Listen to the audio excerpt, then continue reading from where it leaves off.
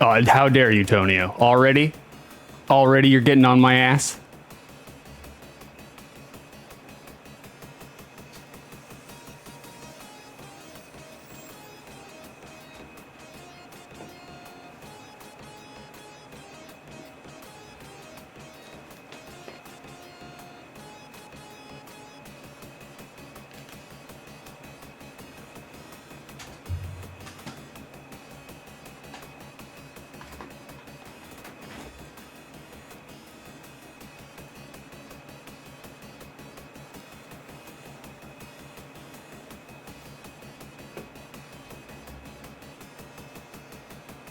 How do, ladies and jerks. It is I, your boy, 6 2/3, back here again, do another Outside the Lens. Here we are. I don't like intros, so we're gonna get through real quick. What is Outside the Lens? It's a retrospective review show where I go back and I take a look at games from my formative years that I have not played since my formative years. Back when we were like, what, 8, 9, 10 years old? Just trolling the aisles of Video Library.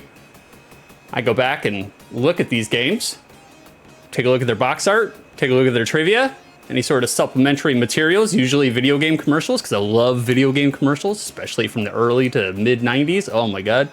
Late 90s, we were starting to get a little edgy, which is okay. I like edgelord stuff, so those who actually come and check me out on a regular basis, you'll know that.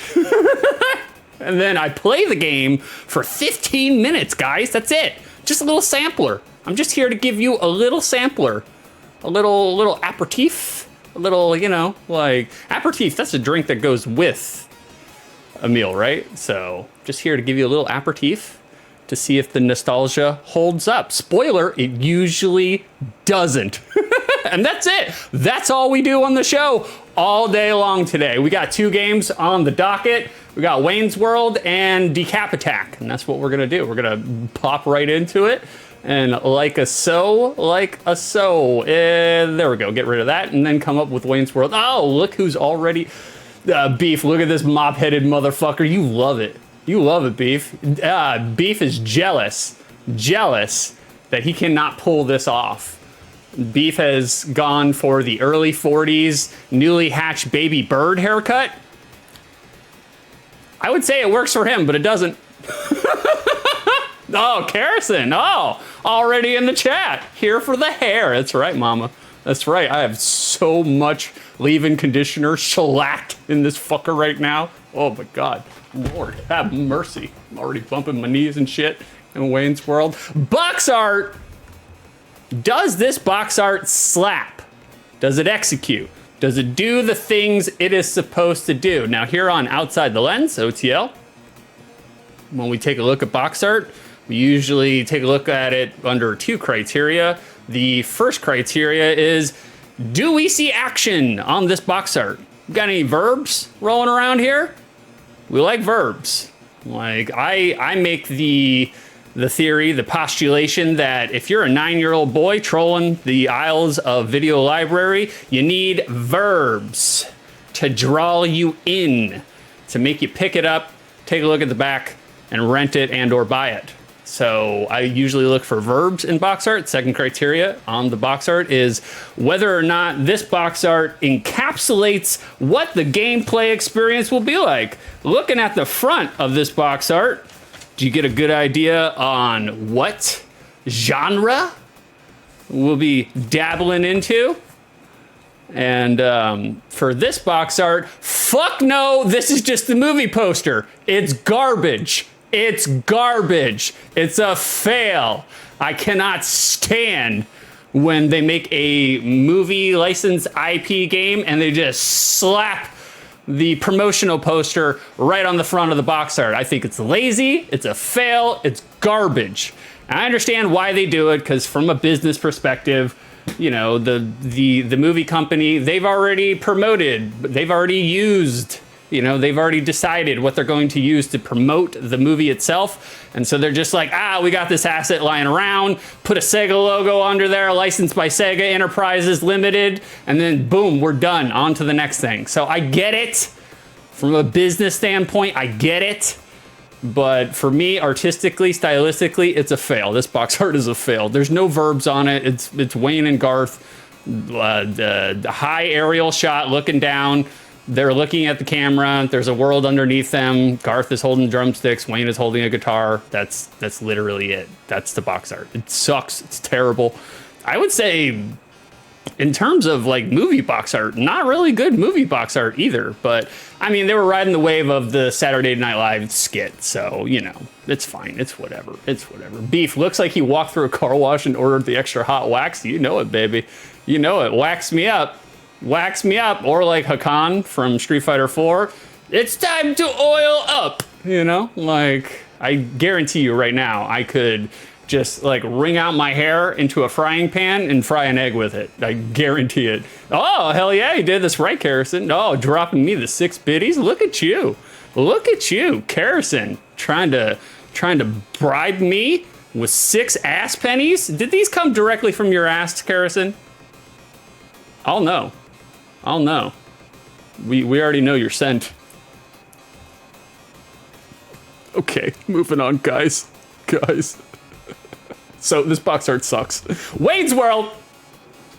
Wayne's World, our notes, we got notes. Wayne's World made us a batch of pralines and dick ice cream on February of 1993, an entire year after the movie's release. We have learned nothing. Nothing.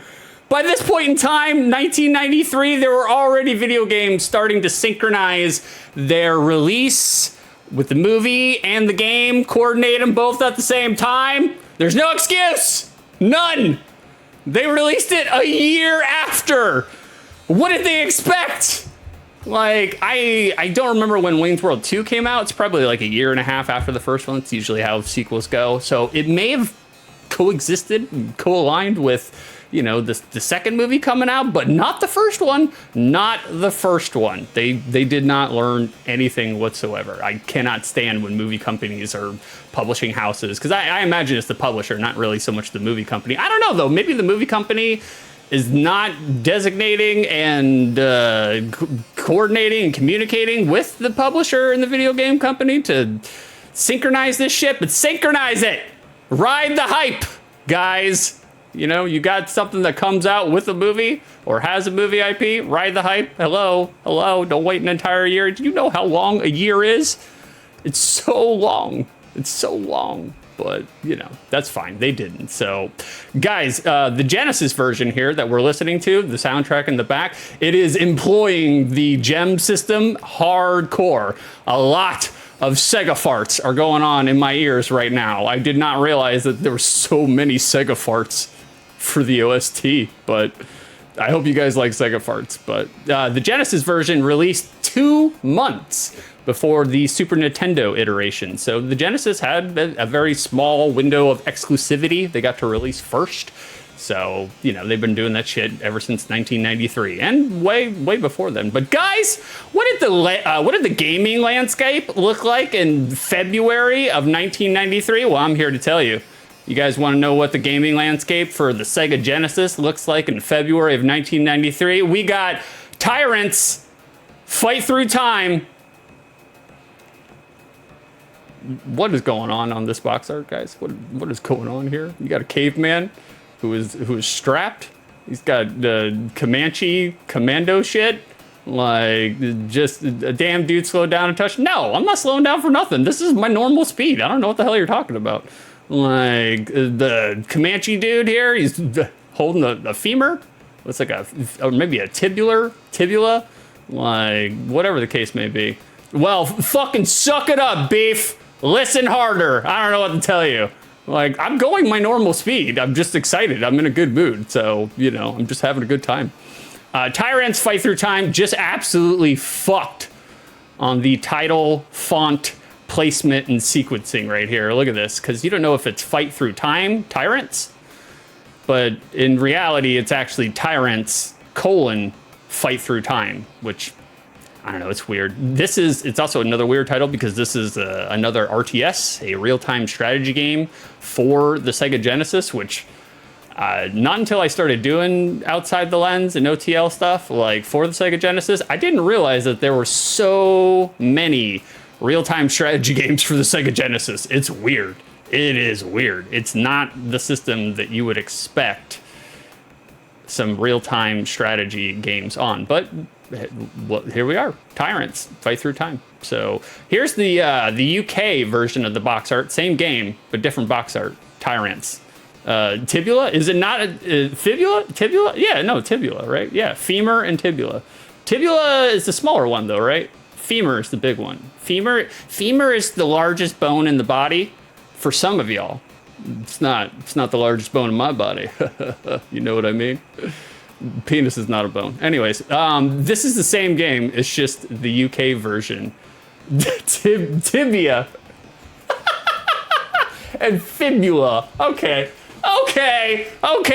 I just threw that in there. I just threw that in there so you can nurse-plain me, Karrison, all right? I'm feeding you. That's what I'm doing right now. I'm feeding you. So, on this episode 6, discover some new fused bone.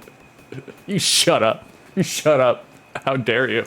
Same box art, Megalomania, or same game, different box art. Weird, very strange looking box art. I do like it though. I do like it. Did my air conditioner die? Hold on, guys. Hold on. I think my air conditioner just died.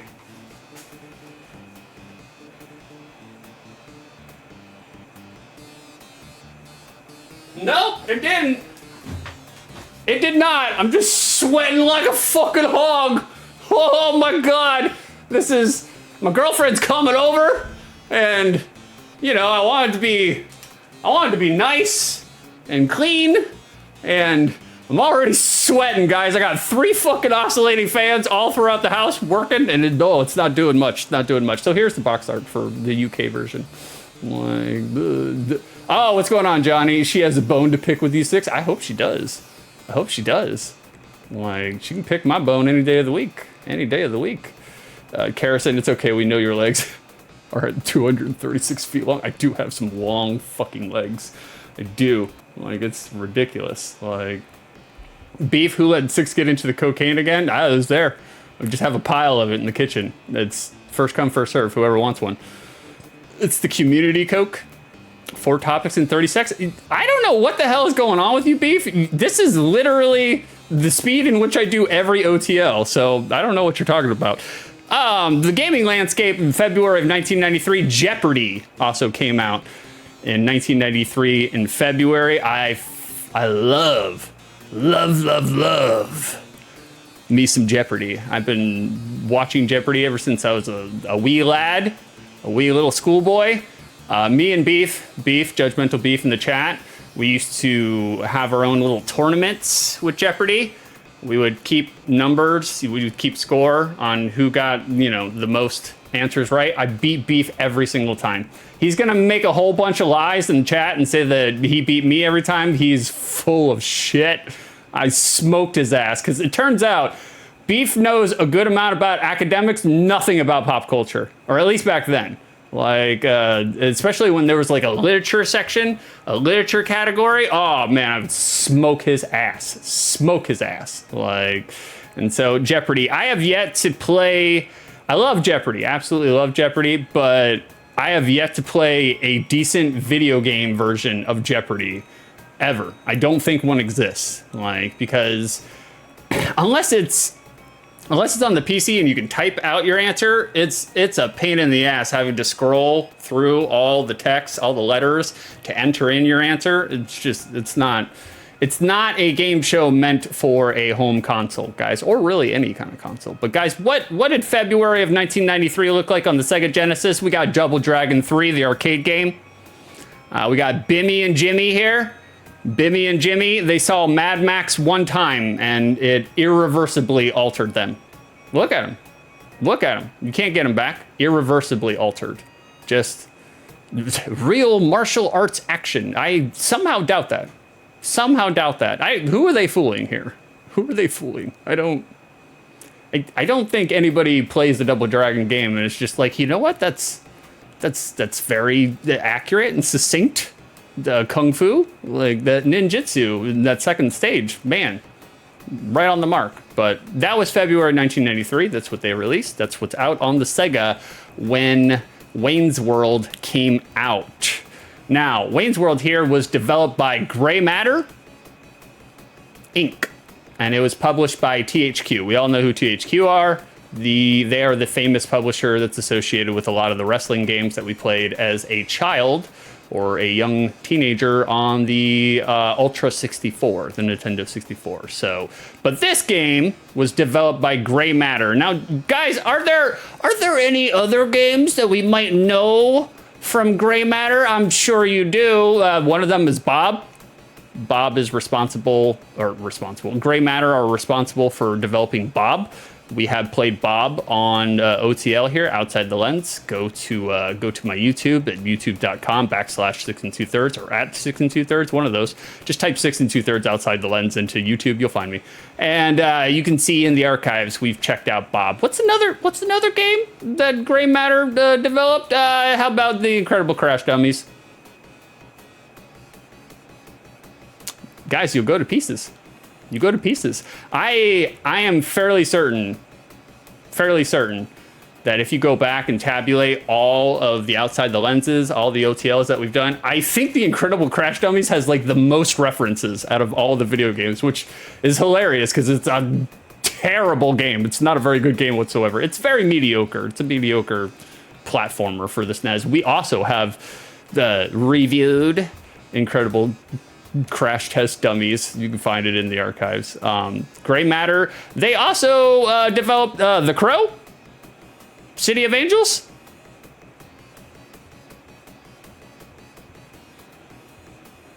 They were known as a different company at that point. They had rebranded or they had been merged with another company or gobbled up, but it's all the same people. So I have very mean things to say about the text placement here on this box art for The Crow, City of Angels. What were they thinking? Why would you do that?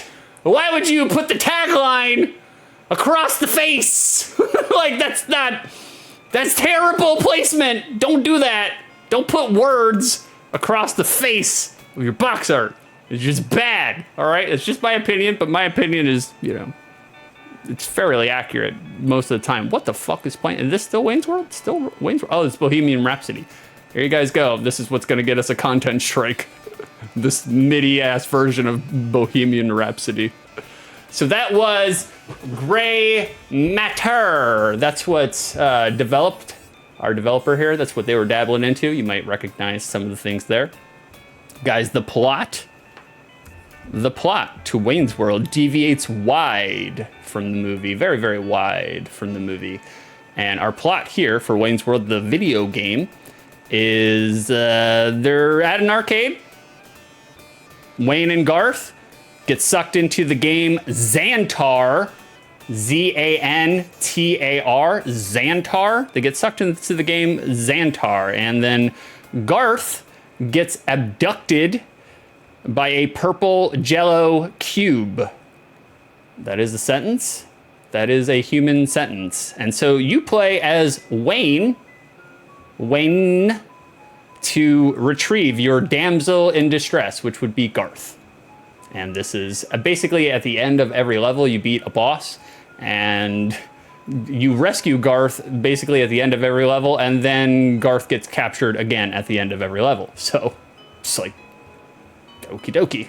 Oh, right. Like, that's your plot. That's all you guys need for a plot for Wayne's World. I mean, you can't expect, you can't expect Tolstoy here, all right? It's not going to happen. Not for Wayne's World.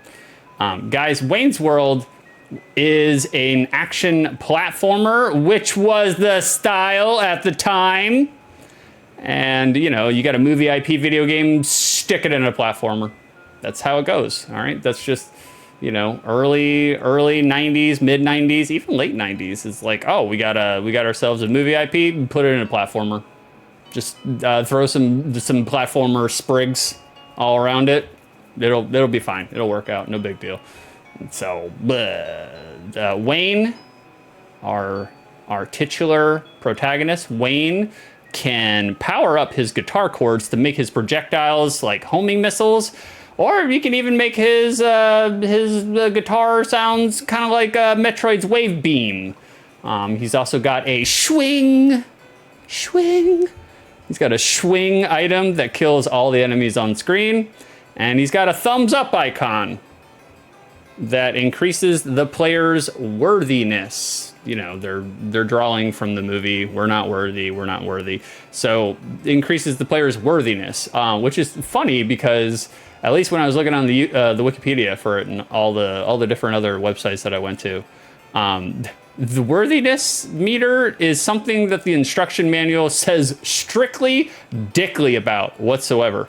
Like, it does not even mention the worthiness meter. I'm sure as a gamer, you know, you could figure it out as you're playing, but, you know, it doesn't say shit about it in the instruction manual. So there's that. Like, also gameplay. I don't remember this creature. I don't remember this monster from the movie. So, I don't know. I don't remember that part from the movie. But again, we're inside of an arcade machine, so it's like, it's not going to be, you know, real to life or accurate to the movie. Now, Wayne's World, the film, the movie that this game is based off, made $121.7 million with a budget of $20 million. So definitely and definitively a tidy sum. They made the corpos very happy, assuredly. They put 20 million in, got 120 million back. That is profit all day long, all day long. And then the Wayne's World movie also almost completely revitalized Queen's album sales as the Bohemian Rhapsody car scene pushed copies very, very hard. After the movie came out, people were discovering Queen all over again, or if, to be honest with you, like, I could be wrong. I may have been listening to Queen before Wayne's World, but after Wayne's World, I was definitely into Queen. Huge. Like, without a doubt. I got down with the Bohemian Rhapsody to the point where I just, like, now, even nowadays, I was just like, I can't even listen to Bohemian Rhapsody. It's just, it's been played out so much in my brain. So, fat bottom girls, that's what we're talking about here. You know, speaking of, I got my thick mistress, she's coming over. We can check out some of those fat bottom girl, singular, not plural, singular. Reception for the game was not as excellent as the film's reception. Also, this is probably like one of my favorite jokes from the actual movie itself. It's like, they're doing a little, you know, I can get down with that. So, most placed reviewers, Wayne's World for the Sega Genesis, somewhere is around a 4.5 to a 5.0. So, straight line mid. Like, I was just like, Lord, Well, I guess you just have to be prepared to die. Oh, Stenchy, thank you. Much appreciated. Hold on, Stench. Let me change something real quick. I keep forgetting to do it. I'll do it right now while I'm thinking about it. We'll get rid of that, and we're gonna move that up over here. And then we're gonna do that, and then we're gonna replay it. Well, I guess you just have to be prepared to die. Thank you for the sub, Stenchy. Thank you. I appreciate it, brother. We put that out there, right there. The swing. They say that when they're talking about a hot chick, it was actually the sound effect of a sword being unsheathed. You are correct. Swing. Like, which, you know, makes sense in the context. They're horny, so you would unsheath your dong, you know? Some of us cannot do it like a sword. Some of us have to do it like a fire hose, you know? And that's fine. Some of us that's just the curse we bear, you know? It's just the cross we bear. Reviewers. They, I don't know why I chose that one, but that's fine. Reviewers gave it a polite, singular, downward nod, like so. with incorporating a twisted feel to familiar movie locales. However, but the reviewers lockered the game for weak-ass controls, unimaginative genre tropes, and questionably dubious hit detection. The collision is not that good in the game, as we will come to find out. I did play Wayne's World for the Sega Genesis, so I will be right in the same wheelhouse, or we will find out if my nostalgia is in the same wheelhouse. Like, we'll find out. We'll find out. Guys, that's my official notes. I do have some supplementary material. I have some shit that did not fit into the notes. I'll do supplementary material, and then I'll catch up on chat. I do see you chatting. I'm going to catch up right at the end of this. We're almost there, and then we're going to watch some commercials, and then we're going to get into the game, and then I'm going to review the game based on 2 criteria that I pulled out of my ass. So, supplementary materials. Did my OST die? It sure did. It sure did. Now we're listening to Nick Cave and the Bad Seeds. I do love me some Nick Cave, though. I'm a big fan of Nick Cave. Big fan. Oh, God. I'm sweating, boys. What the fuck? I shaved my armpits yesterday, so I got no fucking hair to catch the sweat. So it's just rolling down my body. I fucking hate it. Here's some supplementary material right here. I don't know why I put that there. Let's just move this over. Fished in. This is an unused Game Boy asset. The Game Boy version of Wayne's World had this, and they chopped it out for whatever reason. Like, I'm not sure why they did, but they did. They did. Like, so I just threw it in there because I think it's cool. It also looks like an animated GIF made with the Game Boy camera, which I love. You know, I'm a huge fan of that. So that's one supplementary material. Another supplementary material, guys. The Game Boy has secret codes. Secret developer codes programmed in, but you would never know unless you got into this. Hidden images. To see the programmer while playing, put in this code. To see the programmer's friend while playing, put in this code. To see the programmer's girlfriend while playing, put in this code. And I think that's super sweet, you know? Like, I love when developers just drop some random shit about their life into the game, and there's no, you know, nobody can stop them because, I mean, for quality assurance, they're not checking these sort of codes. They're not doing a deep dive into the actual lines of code that are in the game. And so I think it's super cool that this programmer put himself, his friend, and his girlfriend in there. I thought that was pretty awesome. I think that's pretty cool. I do love it, you know, like big fan, like love it. So the secret codes. And then we have one more, and then we have the milk market, the secondary market. Now, guys, when I was looking up research and information, facts, data, facts, when I was looking all that up, I was looking into the movie, and apparently on the set of the movie, Mike Myers was kind of a fucking drama queen. No surprise, comedians, super dramatic. Not me, though, not myself. Spheris is the director of Wayne's World 1. I just took this directly from the Wikipedia, and I'm going to read it directly from the Wikipedia. Spheris, the director, clashed with Myers during filming. She told Entertainment Weekly that Myers was, quote, emotionally needy and got more difficult as the shoot went along. You should have heard him bitching when I was trying to do that Bohemian Rhapsody scene. I can't move my neck like that. Why do we have to do this so many times? No one is going to laugh at that. She said she attempted to assuage Myers by having her daughter provide him snacks. I feel like that is the common remedy for helping movie stars. Just feed them some snacks, you know? Like they I don't know. Feed him some snacks, and on one occasion he stormed off the set, upset that there was no margarine for his bagel. I mean, I get it, you know, like probably most Hollywood actors they're tired, they're bent out of shape, you know, they're essentially their job is, you know, remembering their lines and acting and getting into it. Oh shit, we got cheap viewers on Paramount Market .store /27biz. Holy shit, guys, that's super cool. We need John, why'd you ban him? Why? I was already putting my social security number in there, bro. I wanted cheap viewers. So Myers and Spheris argued over the final cut. causing Myers to prevent Spheris from directing Wayne's World 2. He cockblocked her. He blackballed her, which is, it's kind of shitty. Despite this, in 2022, Spheris said that the conflict between her and Myers had been overstated, and that the margarine incident was the only time that she felt Myers was being downright unreasonable. So that's nice. I was gonna say that's pretty cool. It's pretty cool. Like, it's not that bad.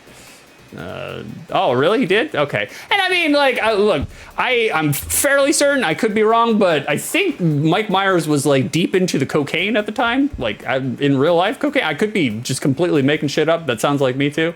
I'm a fountain of misinformation. So I could see, you know, if he was maybe railing hard on the cocaine, you know, he could have some emotional whiplash on certain days. So, guys, you guys ready?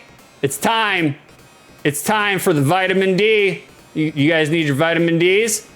Let's check out the milk. Let's see what's going on for Wayne's World on the secondary market. Wayne's World, it's super cheap. Like, loose, about 20 bucks. Like, complete in box, $52. Brand spanking new, 135 bucks. Graded, $400. Somebody graded a Sega Genesis copy of Wayne's World 1. It's America. You can do whatever you want with your money. Just the hard clamshell, 13 bucks. Manual only, just the instruction booklet, $25. So not terribly collective. Like, not a lot of people are clamoring for Wayne's World, believe it or not. Strange how that works. But, and that is my notes for Wayne's World's guides. Wayne's Worlds, like, we're gonna get rid of these sources, delete them all. We don't need them. They're gone. Like, that's it. I'm gonna catch up on chat. Then we're gonna do some supplementary material, and then we're gonna get into the game. 15 minutes. We'll do a recap, and then I'll check out the chat once again. All right, hold on, guys. Let me catch up. I know you guys were talking some shit. John, he might get arrested for fighting with a minor. Jonathan. It's not where I thought you were gonna go with that, though. Not where I thought. I applaud you. For not going the route in which I probably would have gone. So there you go. Not bad. Lord Drewby, party time. Excellent. Drewby, I'm in the same boat with Bo Rap. Great song, can go the rest of my life without hearing it again. Yeah, man, it's been played out. It's just been super played out. Although, Pussifer, Maynard James Keenan, lead singer of Tool, his side band, they actually do a really good cover of it. So, like, I dig that. Drewby, the whole sponsor scene is fucking gold, especially since it was all real product placement. Exactly, sir. Exactly. Like, I feel like they did a really good job of actually executing product placement while having some, you know, the fourth wall meta irony poison kind of thing. I was like, no, you guys were ahead of your time for 1992. I think that was 1992 the movie came out. So, not bad. All right, guys, let me check out Drewby, 6 humble bragging about his horse cock. Shaking my damn head. Look, all I'm saying is, you know, it's got a kneecap in it, all right? That's all I'm saying. It's not my fault. Stench, party time. Excellent. Stench, Michael Myers' latest show, the Pentaverate. You should have chose a different fucking title for the show, because I'm just like, Jesus Christ, bro. How the hell do you pronounce that? I don't know how to pronounce that. Words. Beef. 6 is so excited about Kerrison coming over. He's refusing to use punctuation today. Yeah, a little bit. Look, guys, you guys want some real? I'll give you the real. I'll give you a peek behind the curtain. I'm not afraid to talk about real stuff here. Me and Kerrison, my girlfriend, we have been squabbling. We decided to squabble the last 2 days, like not 2 days, but like 36 hours. Like, it's weird, guys. I've been getting into a scuffle with the missus. Guys, did you know that telling your girlfriend to calm down when they're PMSing is not a viable strategy? Did you guys know that? I didn't. Oh boy. Don't tell your PMSing girlfriend to calm down. They love it. They love it when when you tell them to calm down. I'm just joking. That didn't happen. So like I will do it to her sometime today though. Now that I said that. So also I got a little mini story for you guys. One of my clients.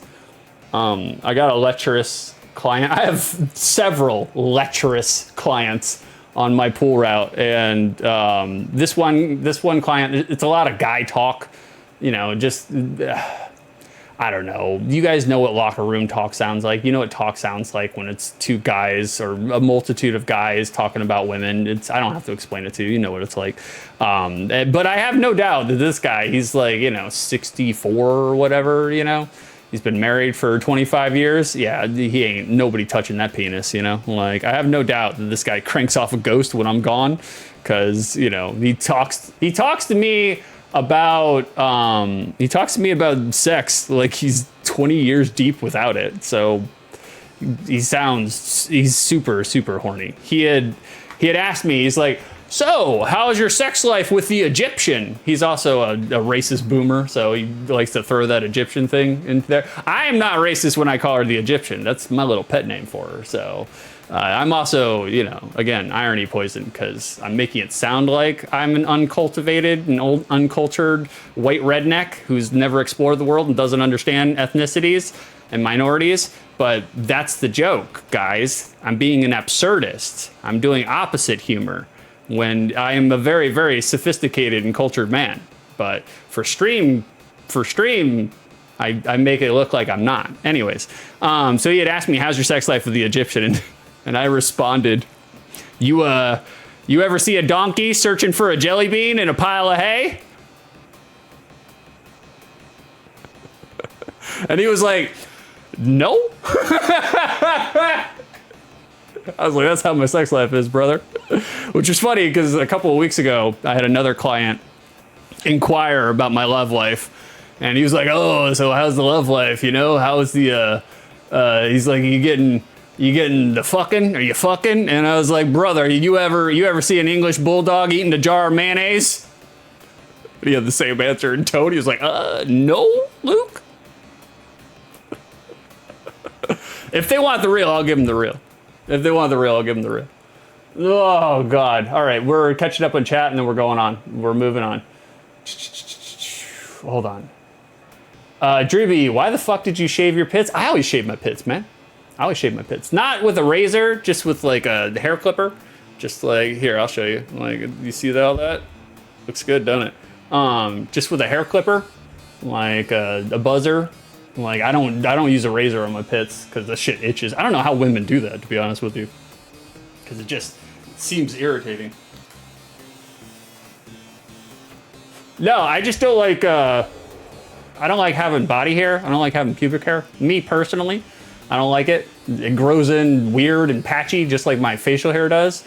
I do have a tiny little goatee. I shave my face, but I get rid of my body hair all the time. Like, also, I work outside in the Florida heat. If you have less body hair, you stay cooler a lot easier. So, Stench, the pentaverate was referenced in the film So I Married an Axe Murderer. The father of Mike's character talks about it with his detective friend. Oh, I don't remember that part, man. I did love So I Married an Axe Murderer. I was a huge fan of it. It seemed like Comedy Central in the mid-90s was playing that movie every single goddamn day. Like, John to improve his lap time, Drewby. Yeah, that's true. Yeah, I gotta stay aerodynamic. Like, Drewby, wait, Radical made the Game Boy Wayne's World, the same studio that would go on to, they made Simpsons Road Rage and Hit and Run? I did not know that. Like, Mike Myers was just hangry, needed a Snickers. Yeah. Look, there's been multiple times where I was like, am I depressed? And then I eat something and I'm just like, no, I'm just hungry. Turns out, if you don't eat for 42 hours straight, your brain doesn't know what to do with all the chemicals, you know? Like, Karrasen, the margarine for his bagel is fairly six-coated. You'd be pissed too. I kind of was pissed yesterday because I went to the grocery store on Thursday And I was like, good, got the grocery store out of the way. I don't have to fucking go for the rest of the week. And then when I got home fucking later that evening, I was just like, fuck, I forgot my organic fake butter, you know? Shit.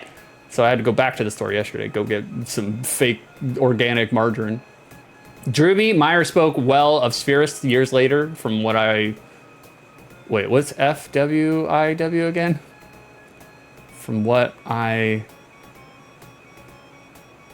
don't remember what the last W's for. Super boomer. Drewby, Myers didn't check himself before he Shrek'd himself at the time. For what it's worth. Thank you, Drewby. Thank you. One boomer teaching another boomer. Live on air, you know? You love to see it. The camaraderie between the old.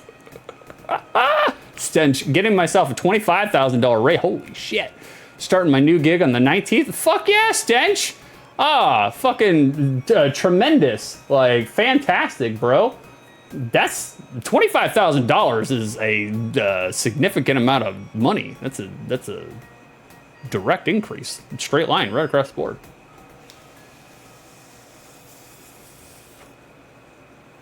Stench, I find it hilarious that you're having so much trouble pronouncing words since you're a writer. That doesn't matter. That doesn't matter. I know how to write the words. Doesn't mean I know how to speak the words. I don't even know what word I was mispronouncing. Oh, the pentaveret?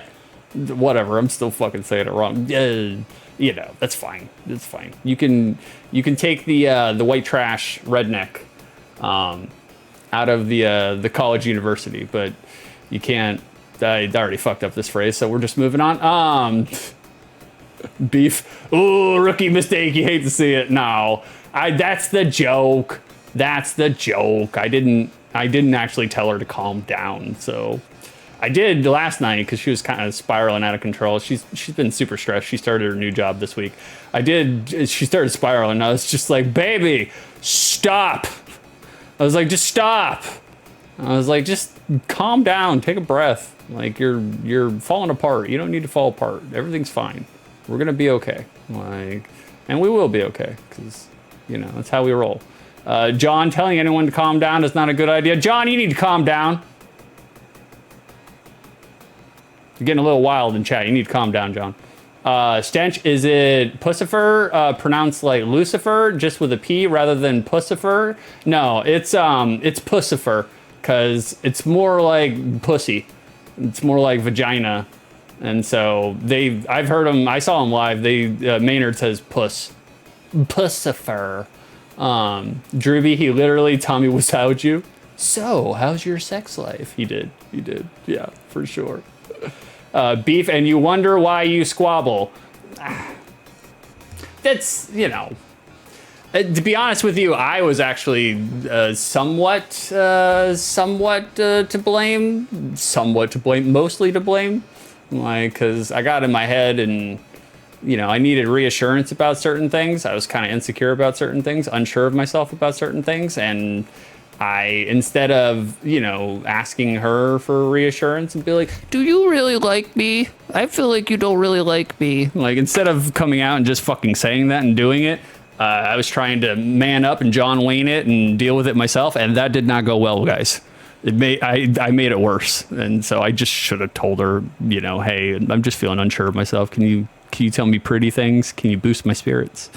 And then once I got past taking 17 minutes to actually preface and say what I needed to say, everything went fine. It was totally fine. So, like, but yeah, I'll talk about it a little bit later. You guys remind me fighting advice. When we finish Wayne's World, and after we're done with the recap, somebody in chat say fighting advice, relationship fighting advice, and I'll go into that. I got a little story for that. All right, we're catching up. Stench, hell yeah, my other job is collapsing from within, so it came just in time. Oh, Lord. Ooh, I mean, every time you've told me about it, Stench, it sounds like that establishment is just like 2 steps away from closing the doors, so... Beef, he's not getting a new job. He's just planning on winning the $25,000 pyramid. Oh, shit. Like, that's... Beef, you're so old. You're old as fuck, Beef. Like... And Pentaveret. Okay. Okay. Thanks for the step-by-step pronunciation. I needed it. Guys, we got some supplementary materials. We've done enough. We've caught up on chat.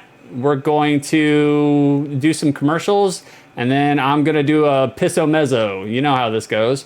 There wasn't a lot of Wayne's World commercials for the video game, so we have some supplementary, just kind of like Wayne's World adjacent commercials, and that's what we're going to get into. I'm going to increase the volume to 69. Nice. And we're going to watch, oh yeah, I got to flip on the primary monitor. We're going to turn that on real quick, like so. Here we go, guys. Bada bang, there it is. And this is a German commercial for Wayne's World for the Mega Drive. It's a parody. I guess in Germany they have like two characters, or they had two characters in the early 90s that were kind of Wayne's World adjacent. They were German, Garth and Wayne. We're going to check it out.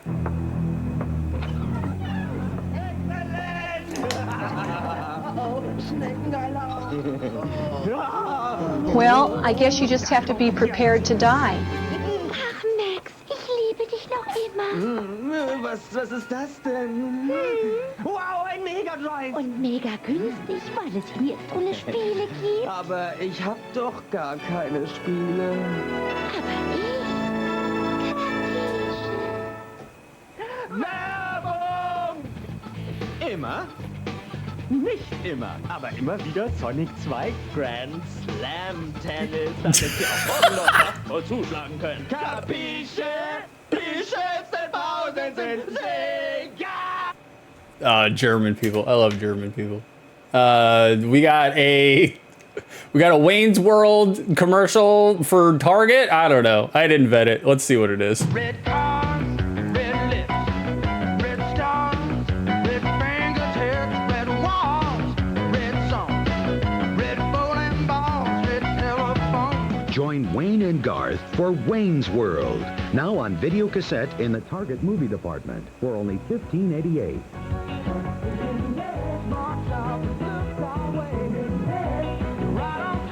God damn, she ate it. Start seeing red. All right. God, it's so weird. I didn't even know Target was around in the early 90s. And guys, here's our Pizzo Mezzo. We're talking about pralines. There's a line in the movie. If you were an ice cream flavor, it'd be pralines and dick. So we're gonna talk about pralines. I gotta piss. This nutty, buttery treat was originally a European concoction made with almonds. The praline itself. Pralines are delicious, by the way. Who commissioned his chef to develop a candy for his parties in France. The French aristocracy loved the sweet treat so much that they took the recipe with them when they crossed the Atlantic. Some folks down south replaced the almonds with locally plentiful pecans, and a regional specialty was born. One that continues today at River Street Sweets in Savannah, Georgia. Our first batch of pralines was developed in our home with our mother reading the ingredients to our father, who was making on the stove. Today, River Street Sweets pralines are made in a slightly larger setting, but the basic recipe hasn't changed. Although many people think the praline is the nut, it's actually the name of the candy surrounding the pecan. And that melt-in-your-mouth sweetness is made of some of the simplest ingredients: sugar, cream, and butter. Who doesn't love sugar, cream, and butter? The process starts with a full gallon of white sugar. And then 2.5 pounds of real butter are added to each batch of sugary goodness. Crank up the heat under the fire kettle and get ready for a sweet, rich stew. Though maybe not quite rich enough, because then they add not just one kind of cream, but 2 different kinds of cream to create the precise blend for their perfect pralines. Like any sugar and dairy mix, it has to be continually stirred. And in this case, an automated claw-like agitator prevents it from sticking and burning. And it mixes over a period of about 20 to 25 minutes, becomes airy and doughy. This sweet mix has to then be removed from the flame at not 240 degrees, not 242 degrees, but at a very precise 241 degrees.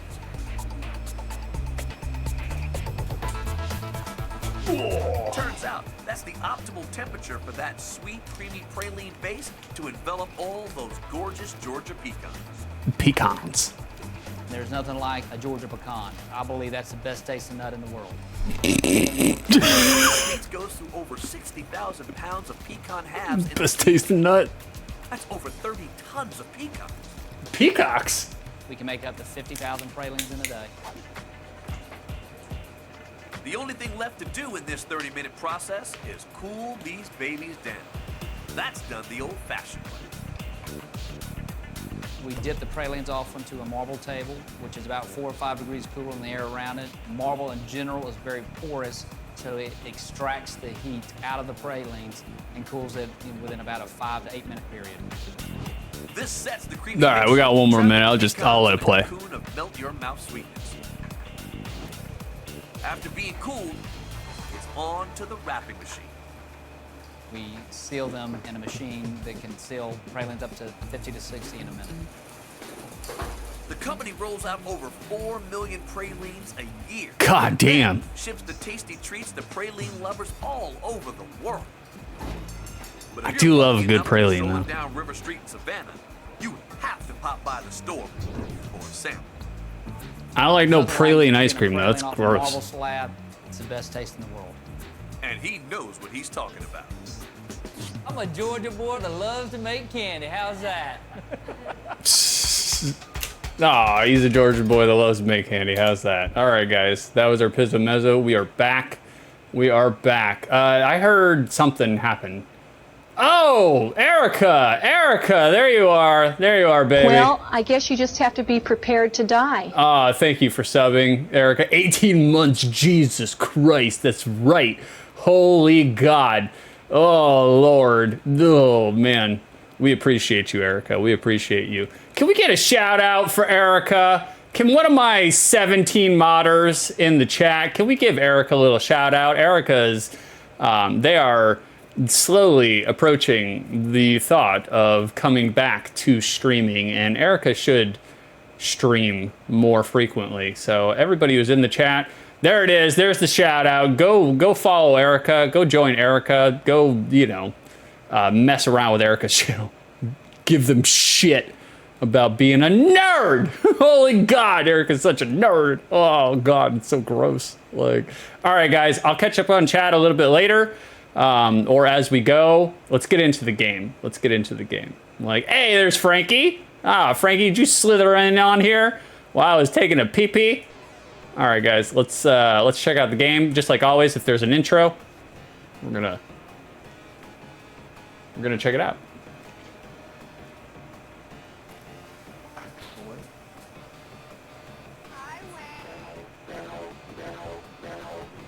There's no intro. We're getting right into it.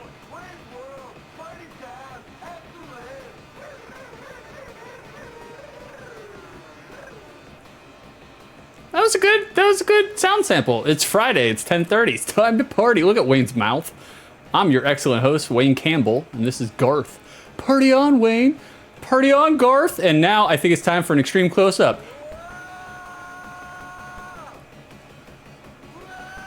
What did they do to Garth? What did they do to him? Okay, now we're going to present the top 10 worst video games we played at Noah's Arcade earlier this week. All right, which ones? 10, Regarding Henry, the video game. 9, Bix World of Goop. Oh. Adventures of the Potato People, Where's Our Stuff? Toxic Timmy, the Nuclear Knob. This sounds like Stench made this list. Sputnik, the Boll Weevil. This is actually kind of funny. I thought Sputnik was kind of cool. Not. Oh, God. 5, Gord's Fun Time Checkers. Supersonic, the Lime Tick. Toxic Timmy 2, I'll Waste You All. Slob and Goober. That's tomorrow morning with me and Beef. Slob and Goober. And our number 1 worst video game this week is Xantar, the Gelatinous Cube. Yeah. Let me get at that gelatinous cube. It really sucked. It was pale. It was bucket. Okay, that's stupid. Yeah, we were just playing a game of Xantar, saving some medieval villagers, and then... kaboom! There was a loud explosion and a flash of blinding light.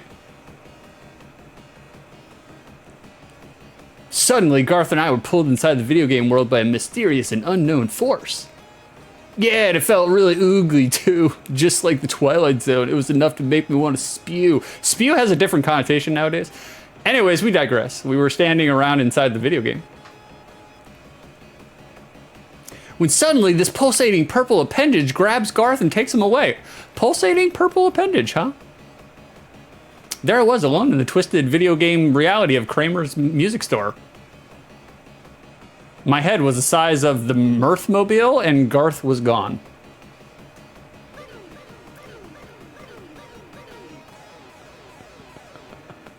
Okay, that was kind of cool. I like that. All right, we're in it, boys. We're in it.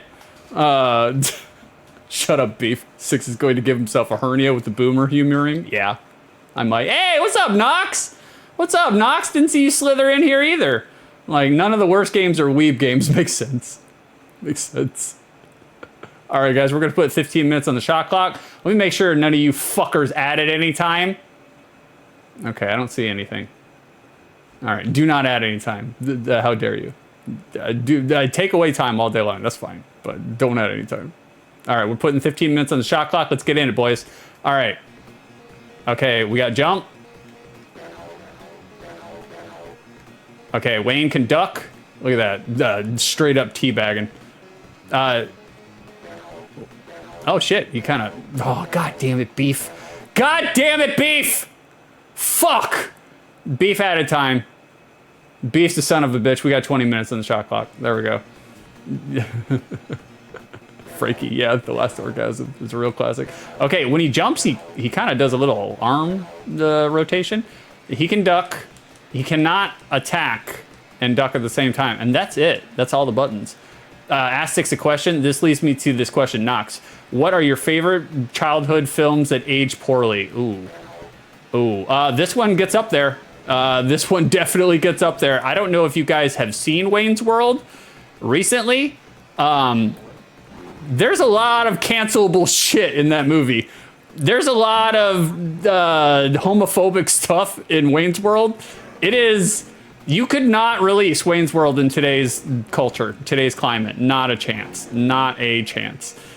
I was a huge fan of American History X as a kid. I kind of was. Not for the reasons that Beef is trying to get me canceled for, but I thought Edward Norton's... I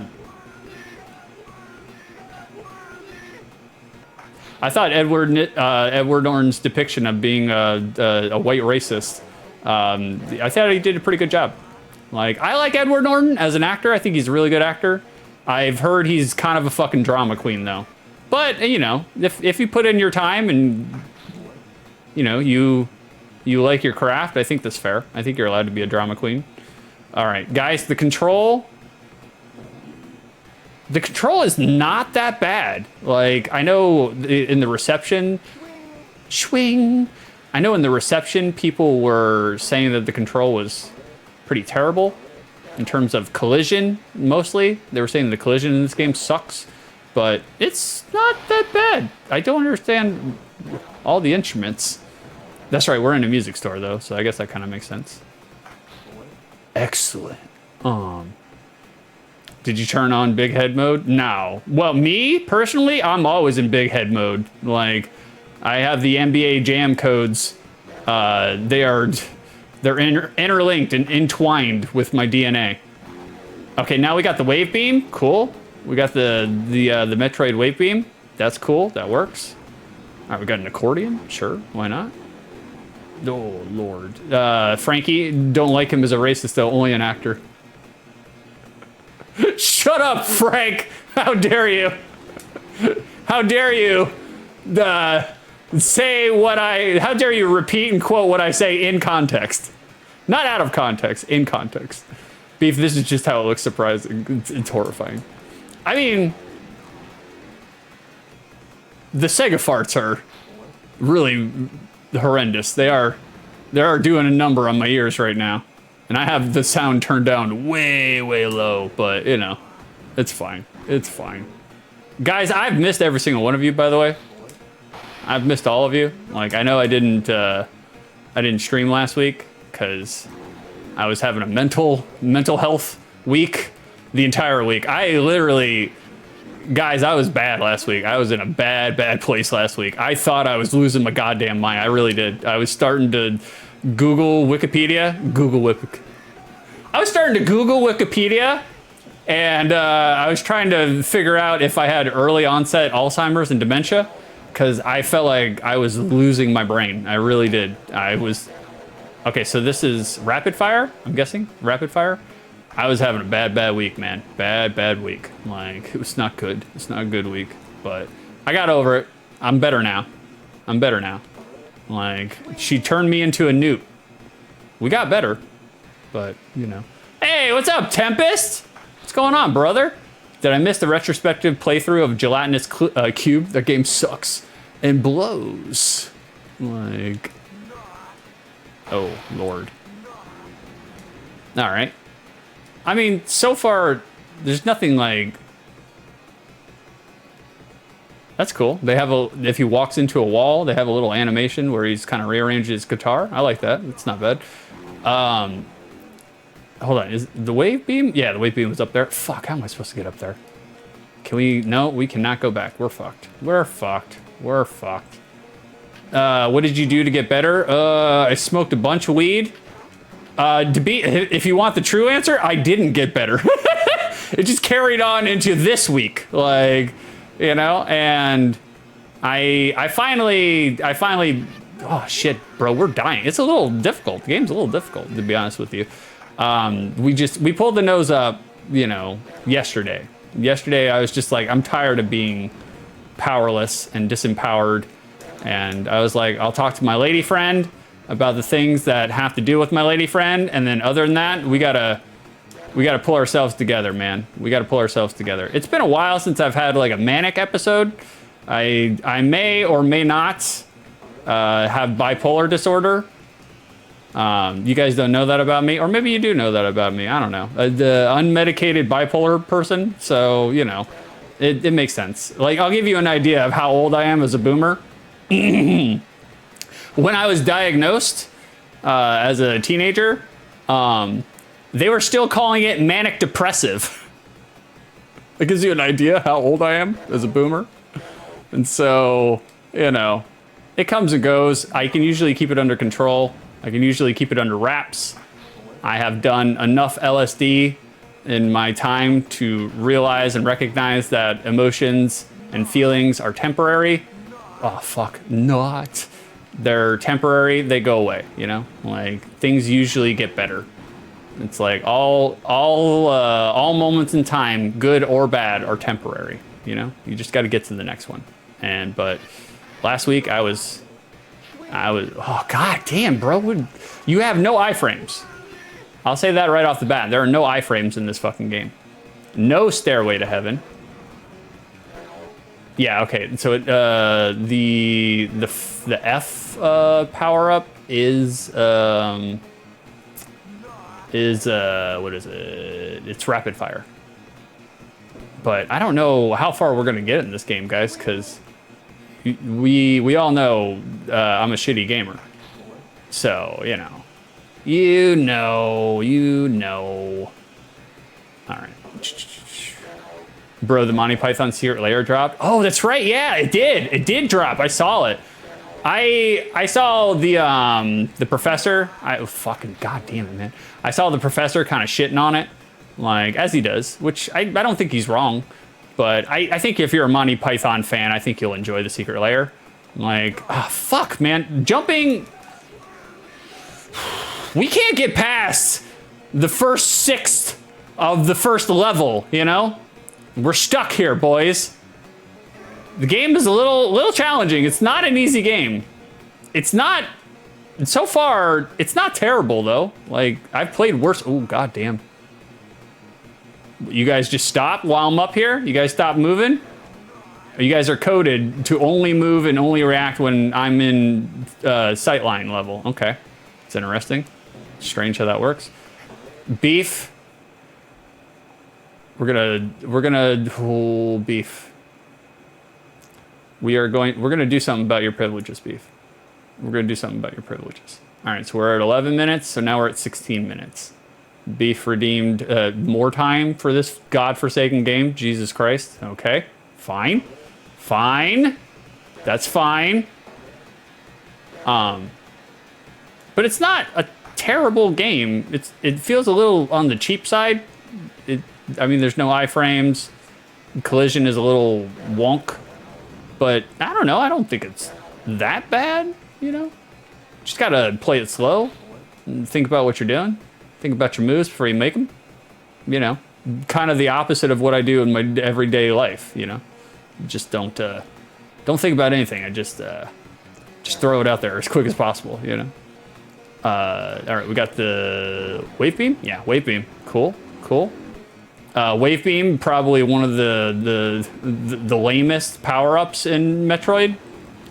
It's like, why did they go with wave beam, you know?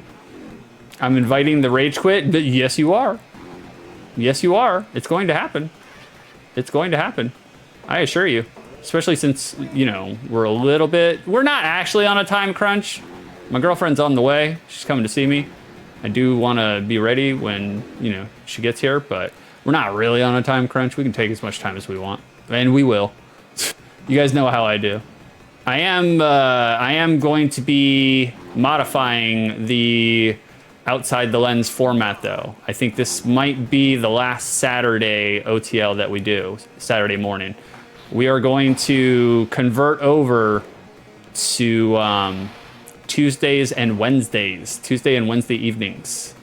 I'm going to make sure to counter program all my friends and steal all of their viewers so they can have no viewers. It will only be my channel because the channel wars continue. They never stop. Fuck! God, there's no iframes whatsoever. Jesus Christ. All right, this is our game over screen. Oh, that's cool.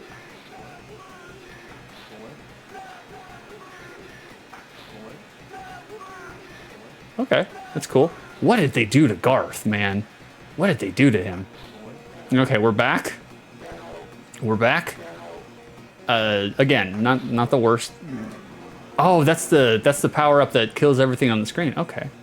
At least the game over screen looks different. Tempest. Yeah, you are correct, brother. At least they did a little bit. Like, there are small nuances here that I don't think are bad, you know? Like, there's a lot of sound drops, you know? Even for the Sega, there's a lot of sound drops straight from the movie, which is smart, because anybody playing this game is gonna want the sound drops, you know?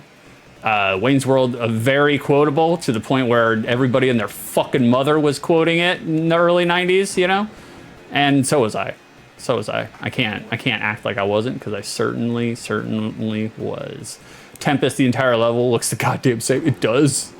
Not a lot of level design, but keep in mind, boys, that I've only gotten through the first 3.5 minutes of the first level, so I don't know if we can really honestly blame the game. This seems a little bit like a user error, you know? Could just be me. Could just be me. Literally, could just be me. Like, there's no telling. There's no telling. So yeah, we're gonna move OTL over to a Tuesday and Wednesday show.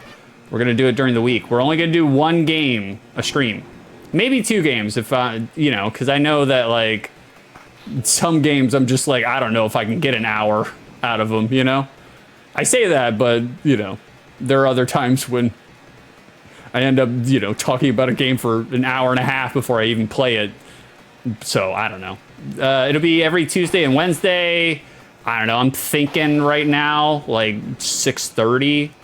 That way, my friends who do stream at 8 o'clock, I can just raid them, and I don't counter program them. So we're gonna try that for a little while, and we're gonna change the bro down too. Bro down is gonna go to Friday evenings, 8 o'clock p.m. So you guys might not see me on the weekends anymore, for a multitude of reasons. Fuck! God damn! I can't get past this shit, bro! For a multitude of reasons. One, I mean, I'm not gonna lie to you. I'll be straight with you.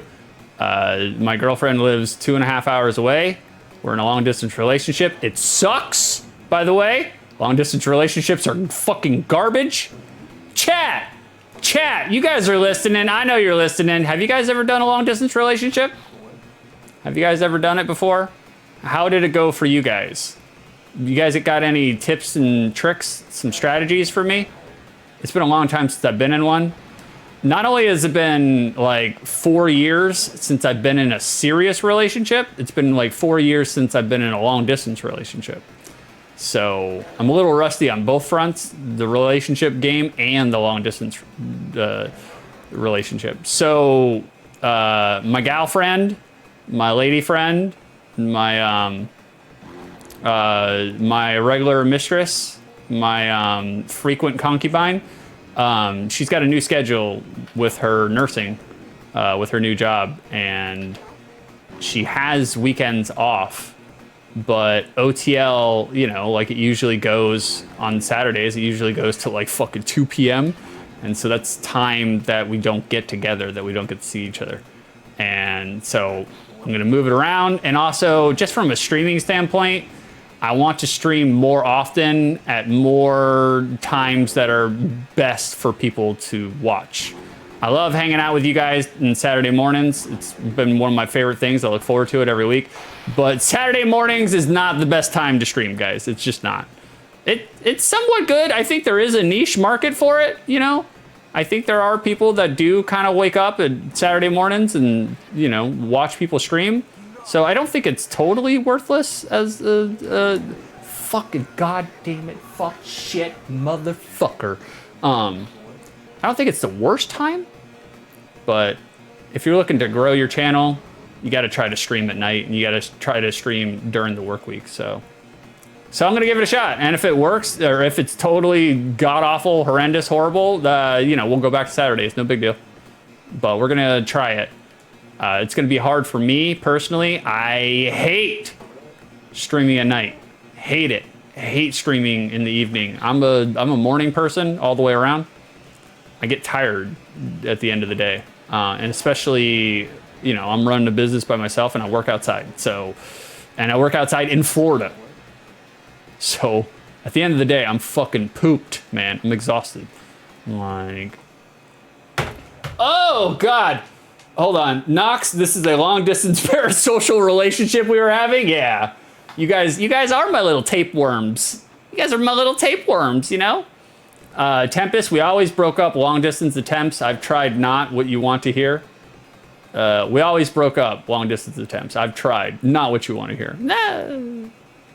It's, you know, like, look, it's a possibility at any point in time. Any relationship can go sour, go pear-shaped at any time.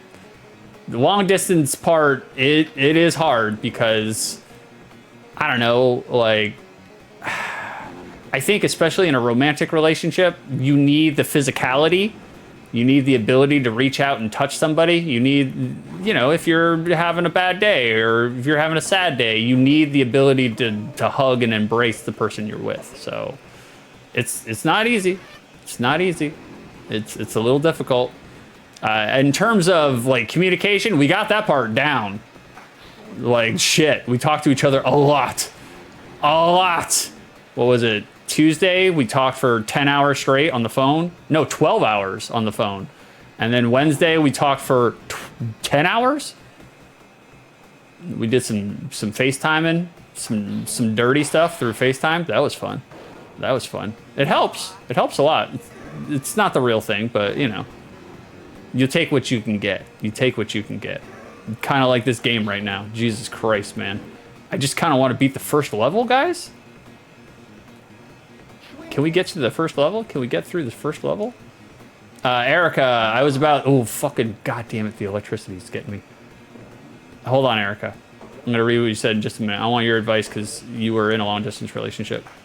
Excellent. He kind of sounds like Shao Kahn a little bit. Mortal Kombat 2, Shao Kahn? Are we supposed to go up? Oh, Jesus.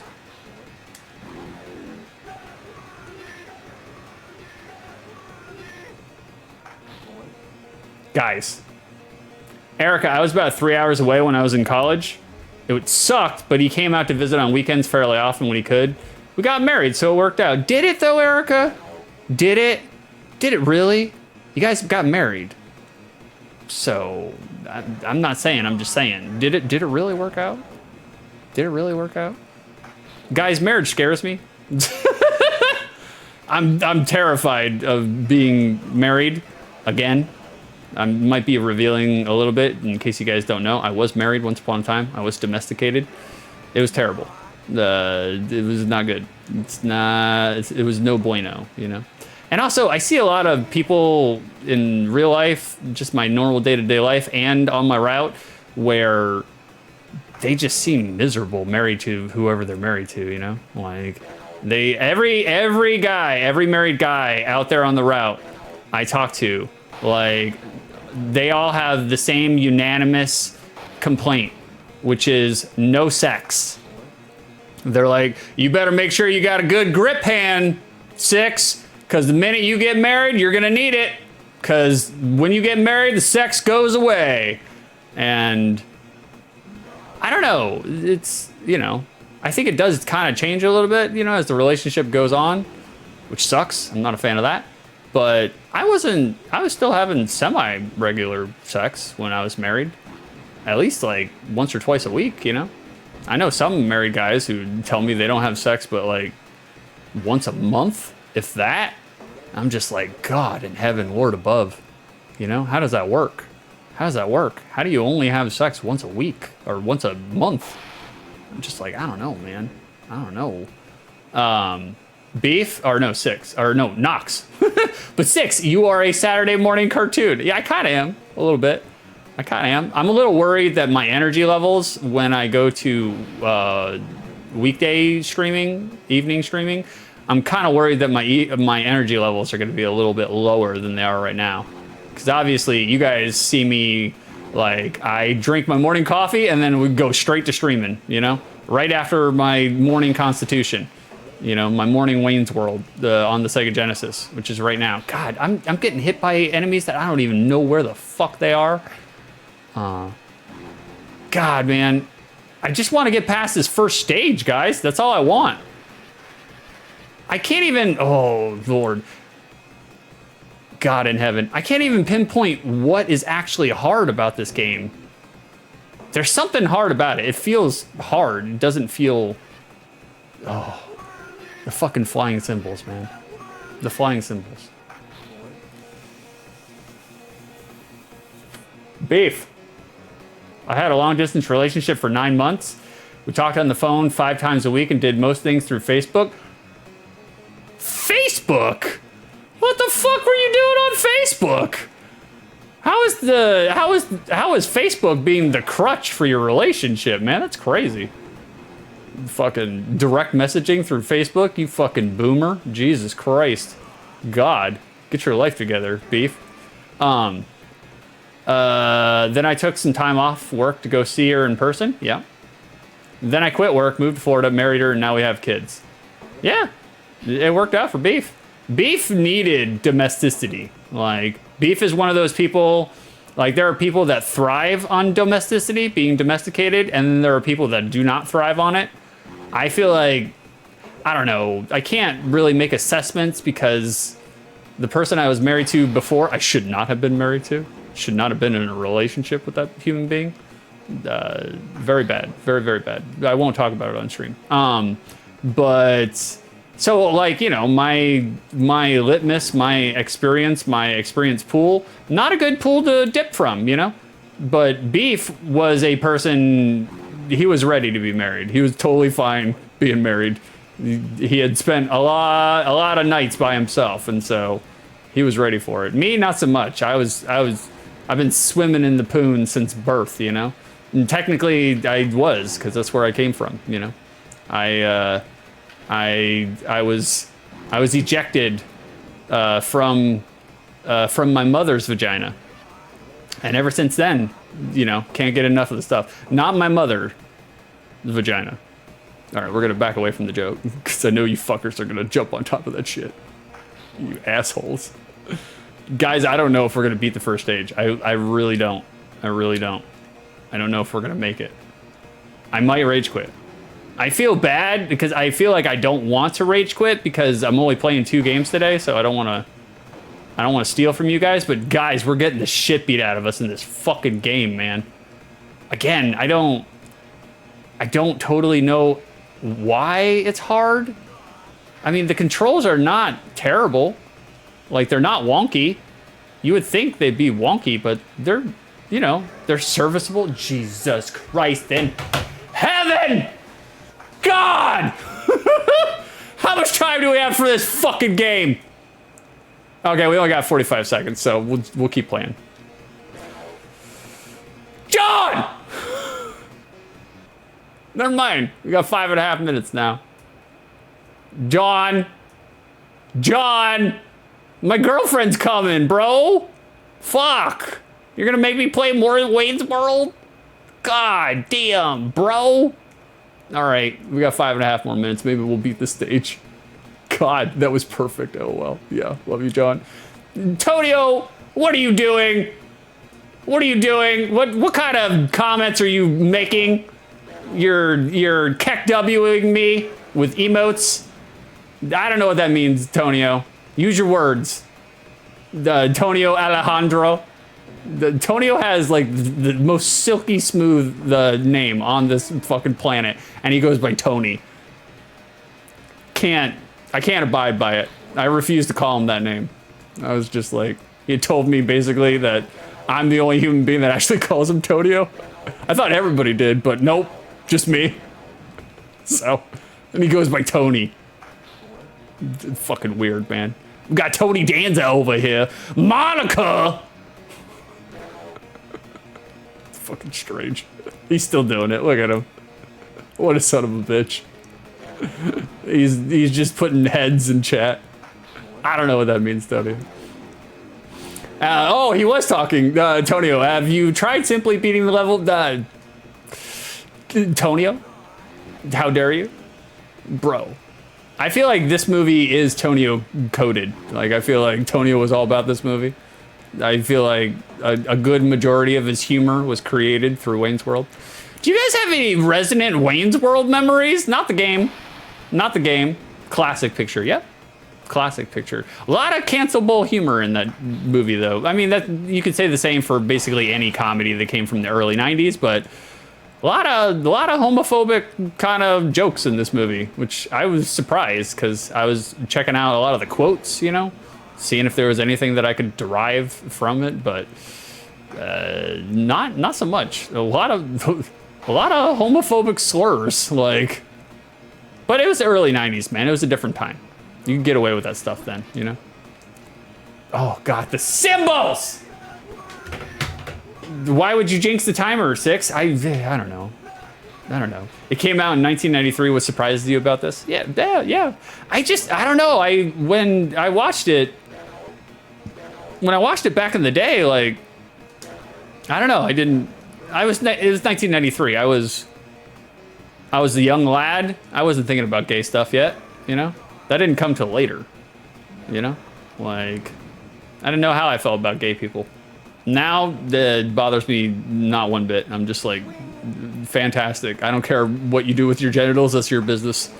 It's just like, enjoy. It's like, by all means. But yeah, did you guys watch the Wayne's Worlds? Like, I've always been kind of on the fence about Mike Myers. Like, sometimes I think Mike Myers is hilarious, and then other times I think he's brutally try-hard, you know? Especially as he got older. But, I mean, you know, Austin Powers for sure. Like, I mean, Austin Powers was like non-stop, fuck, I missed the wave beam, was non-stop quoted when it came out, among me and my friends, especially Goldfinger. Goldfinger was tremendous, super, super funny. Tonio, I'm more of a Austin Powers. Best Michael Myers movies. You gotta give me 3 or 4, bro. I can't think up Michael Myers movies by myself. Come on now. Give me 3 or 4 Michael Myers movies and I'll rank them. I will rank them. I mean, there's Austin Powers, there's Wayne's World, there's So I Married an Axe Murderer, there's Shrek, Wasn't there like a serious Michael Myers movie where he was trying some drama and it didn't work out so well? Fuck, dude, that fucking projectile hit me long before it actually made it to my body. Son of a bitch. Halloween 2? Cat in the Hat? He was in Halloween 2? Really? No. Was he? No. Yeah, dude, he did? He was? Halloween 2? Michael Myers? I get it now. I get the joke. I get the joke. Tonio, I see why you lurk. I see why you lurk. I didn't understand at first, Tonio. Now I get it. I get it. You hoodwinked me, you son of a bitch. You son of a bitch. All right, guys, I'm getting to the point where I'm just like, I have seen the first. How do we use? We have a power up, but I can't use it. That's supposed to be like the enemy clearing screen. Okay, how much time do we got? How much time do we got? We got 12 seconds. All right, we're gonna play it out. If you redeem time, I will steal your fucking nugs. All right, we're done with this game.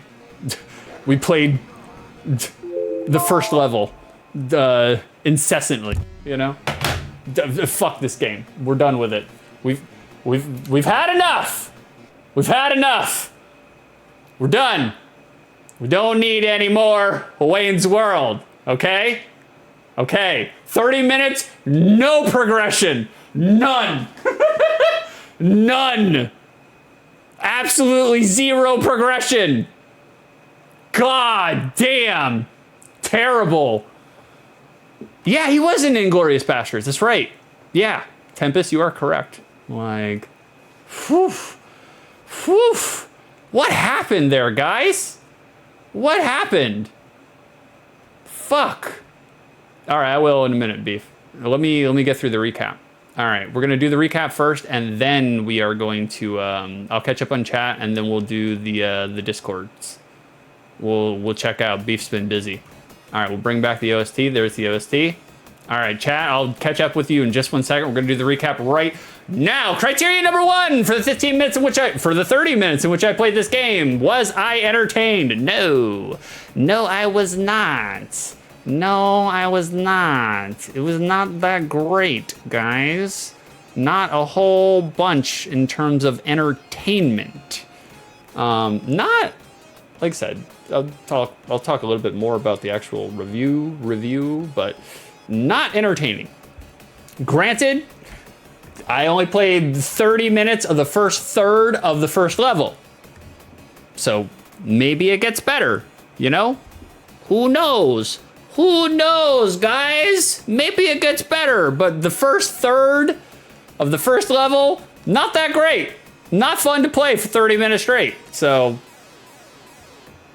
I was not entertained, so that's a fail. That criteria number 2. Now that I played this game, does my memory of it exist outside the lens of nostalgia? No, it does not. No, it does not. I did play this game for the Sega Genesis as a kid. When it came out, I was a huge Wayne's World fan of the movie. You know, I was a huge fan of the movie. Like, and so I was like, oh yeah, Wayne's World. I love Wayne's World. Rented it, brought it home. I was just like, you know, I still played it. I still enjoyed it as a rental. My memory core of it was that it was a subpar, at best, marginally mediocre platformer. And so I think I would say it's exactly the same, but no, it's not. It's not the same. It's not as good as I remember it, which I didn't really remember it very highly to begin with. So no shocker here, guys, that it did not live up to the nostalgia. The nostalgia was on life support to begin with. So we pulled the plug today, guys. We're pulling the plug right out of the wall. We don't need it. It's not good for you. It's not good for me. Get an industrial strength magnet. Just embrace the hard drive completely. Just one firm swipe. That's all you'll need. That's all you'll need. So no, the nostalgia here did not live up. It does not exist outside the lens whatsoever. Is it a turd? Is Wayne's World for the Sega Genesis a turd?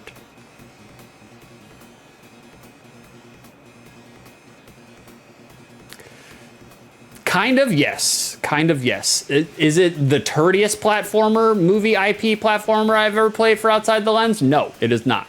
It is not. Like, yeah, the Tonio is correct. It do be smelling like a turd. It is turdy. It's kind of hard for me to pinpoint exactly what it is doesn't feel great about the game. I mean, besides the fact that you have electricity arcs that are arcing between the speakers fucking everywhere. That kind of sucks.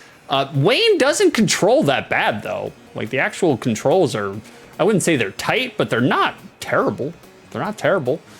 Having no iframes and, you know, like every time that you get hit by enemies, like it does seem like there is some wonky ass collision detection. So it's hard for me to pinpoint exactly what doesn't feel right about the game, but when you play it, you can tell when you're doing it. It don't feel right, man. It don't feel right. It ain't hitting. It ain't hitting, you know? So I'm going to say yes, it's a turd. It's not the worst platformer we've played on OTL, but you know, you can see it from the end of the street. So that is Wayne's World. Gone forever. There you go, boys. Now you know what Wayne's World is like. Let me catch up on chat, and then we're gonna go to Decap Attack. We're going to our next game. Oh shit, I got a lot to catch up on. Here we go. Frankie, I started playing Fallout 4 again, was having a great time, so I had to build a settlement and was reminded how much that mechanic fucking sucks. And it does! It does! The forced Fortnite Minecraft mechanic of Fallout 4, oh god, it killed me, man.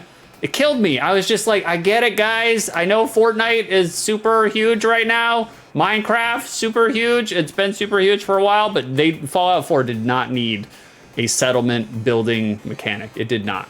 It did not. It did not. At least not forced. You know? I think having it there for people that want to do it, I think that's fine. But I don't know, man. I felt like they were trying to shove it down our throat, and I didn't like it. Yeah, let's go further down. I'm going further down. I touched up on a lot of these. Yeah, touched up on a lot of those. The Monty Python. The stench. Look into nicotine helping with Alzheimer's. Some use nicotine gum or patches. Really? I thought nicotine was bad for Alzheimer's. I thought nicotine increased your chances for Alzheimer's. I don't actually know. I could be spouting misinformation. I tend to do that. I don't know if you guys have known, but I am a fountain of misinformation. So, I don't know. The Tempest, my head hurts in the same spot for over a year now. Comes and goes, but mostly it's there. I think it's from when I tried pulling my hair out playing Celeste. Hopefully it's not serious, but I'm doing a great job of ignoring it. Yeah, man. Just smoke some menthols. You'll be fine. You'll be fine. Don't get into a relationship with a operating room nurse who has a neuroscience background and primarily deals with spines and brains, and then tell her that you're having bad headaches. Don't do that. Don't do that. She will bully you into getting a CAT scan. Got bullied into doing a CAT scan. Oh, God. Oh, Lord. Stench, the professor, the Magic the Gathering professor, he was shitting on the drop situation.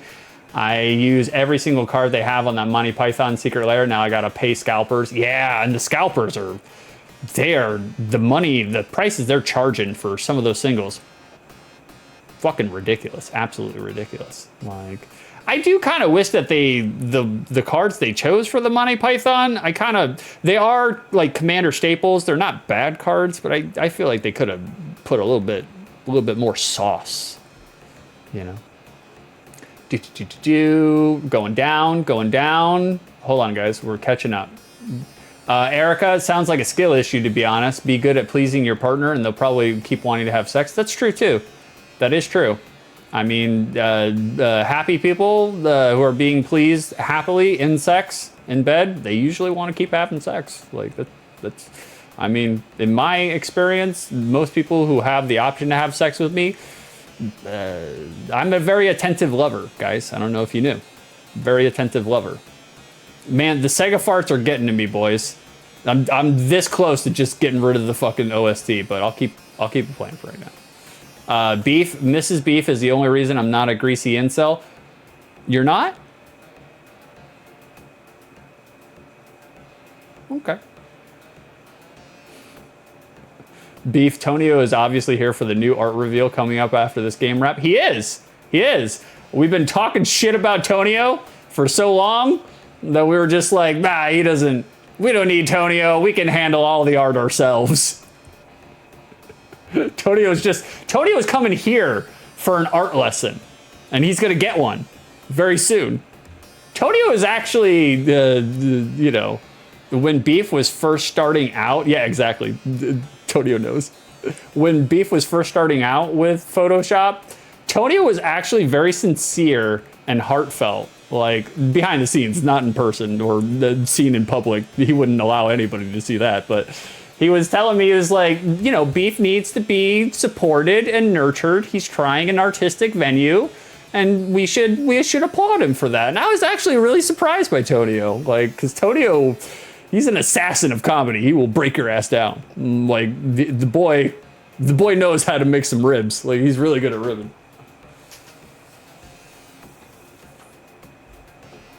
So the fact that he did not take the low-hanging fruit against Beef, I was actually very surprised by Tonio. I was just like, he's a big softie. He's a good guy. I love fucking Tonio. He's one of my favorite people in the world. So, yeah, Tonio, game recognizes game. That's true.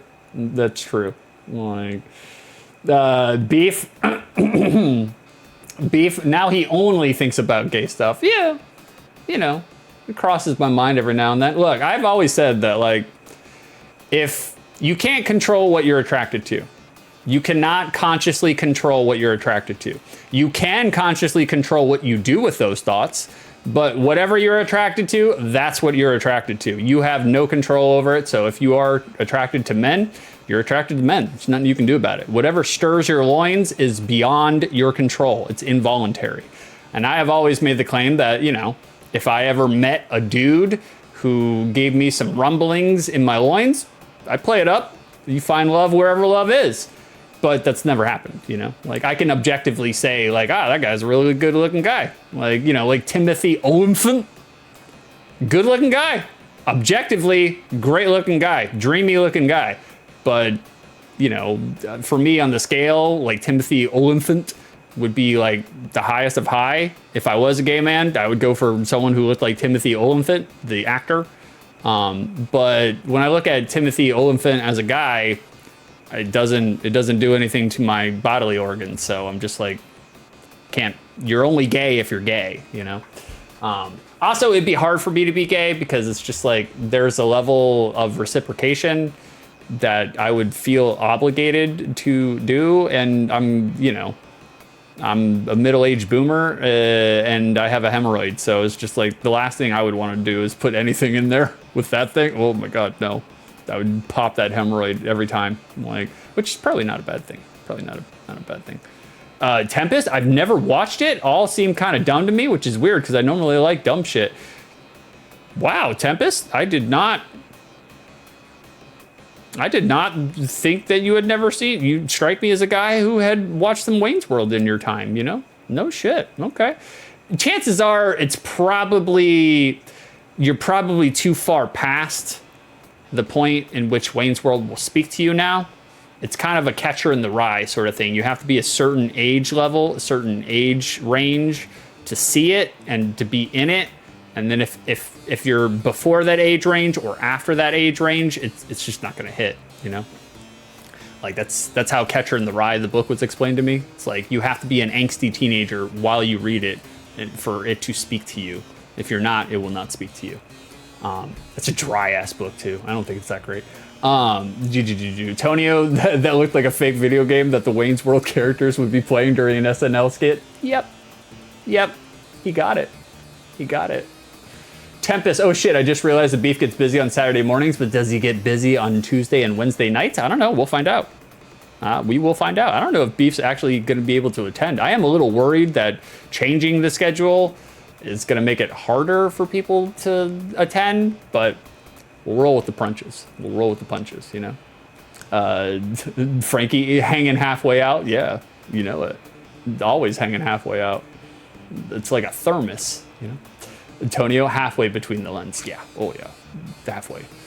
Frankie, I think I'm being forced to make manicotti for dinner. Holy shit. Frank's being forced at gunpoint to make manicotti. That's the best kind of manicotti. Under duress manicotti. Stress manicotti. Love it. Huge fan. How do you feel about that 6? You a manicotti fan? I fucking love manicotti.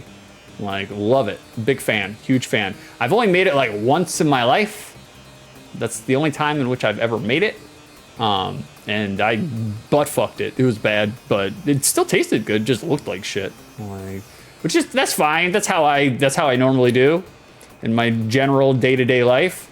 It's like flavor on point, presentation, yeah.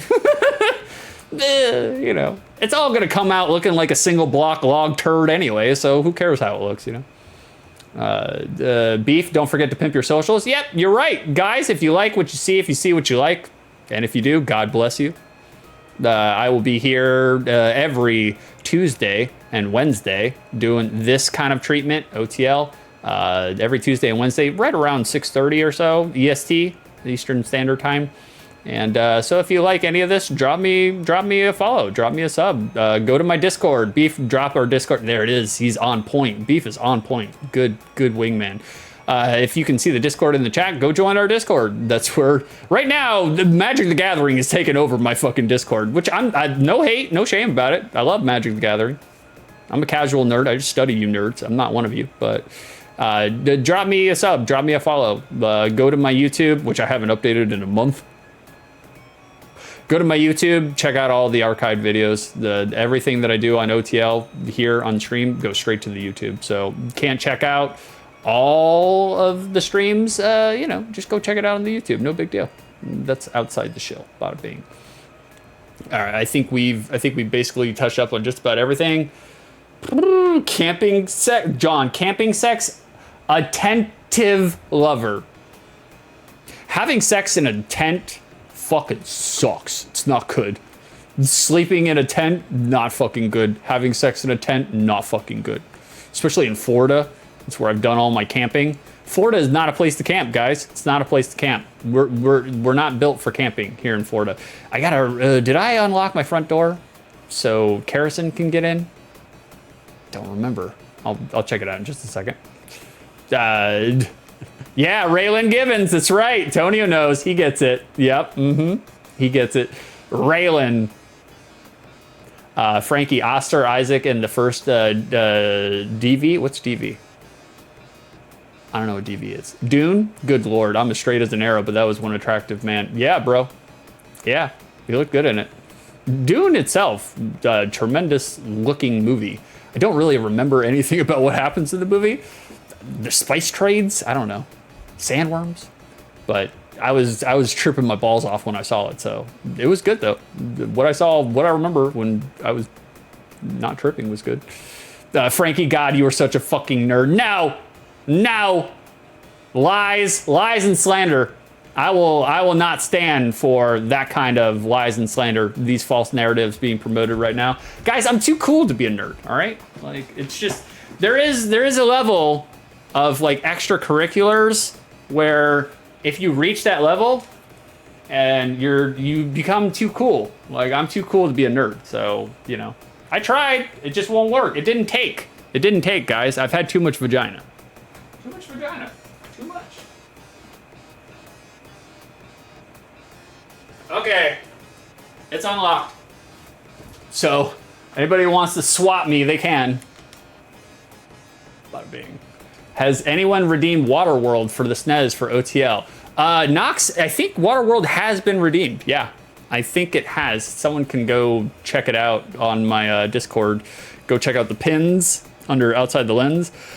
I do believe Waterworld has been redeemed. All right, let's bring up Decap Attack. We got the OST. There's the OST. And we're gonna bring up the game. There's the game. Bada bing, box art! Decap Attack. Oh shit, that's right. I'm sorry. I had to check my Discord. We'll redo that. We'll edit it in post. All right, hold on. Let me get my Discord. Beef spin.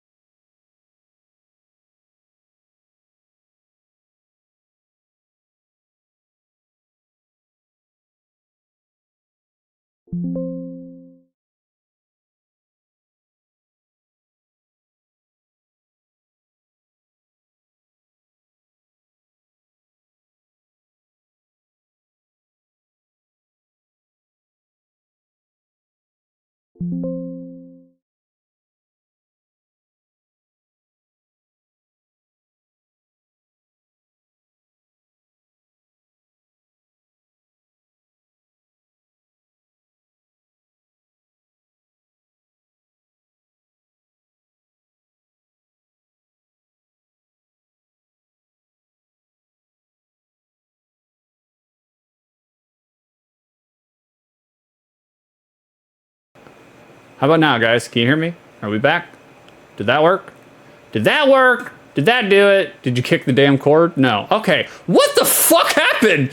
Literally, my fucking microphone died. Like it was fine. This is fine. It's doing what it needs to do. But Streamlabs just decided, nah. I had to fucking delete my source and bring it back and find it. I don't understand streaming. I don't get it. Now recreate your reaction. Yeah, exactly. That Beef was like, he took this throwaway joke that I said right in the middle and then brought it to here. Here we are. Here we are, guys. Take two. Like, fucking Beef heard me talk about how Wayne's World has the finest of Sega farts. And it does. It's using the GEMS audio driver system, like, and it's a straight up Sega farting all over the place. I used to have a love affair for Sega farts. I do not anymore. Especially since doing the OTLs, I do not anymore. I feel like my love affair for Sega farts is yeah, Tonio, you're right. I hate FM synthesis. It's not for me. So Beef, tremendous job. My microphone decided to fuck you over, you know, before you could get what you were looking for. I'm gonna turn my mic down just a little bit just to make sure I'm not over modulating. If I'm too low now, let me know and I'll crank it back up. But the fantastic work, Beef. Fantastic work.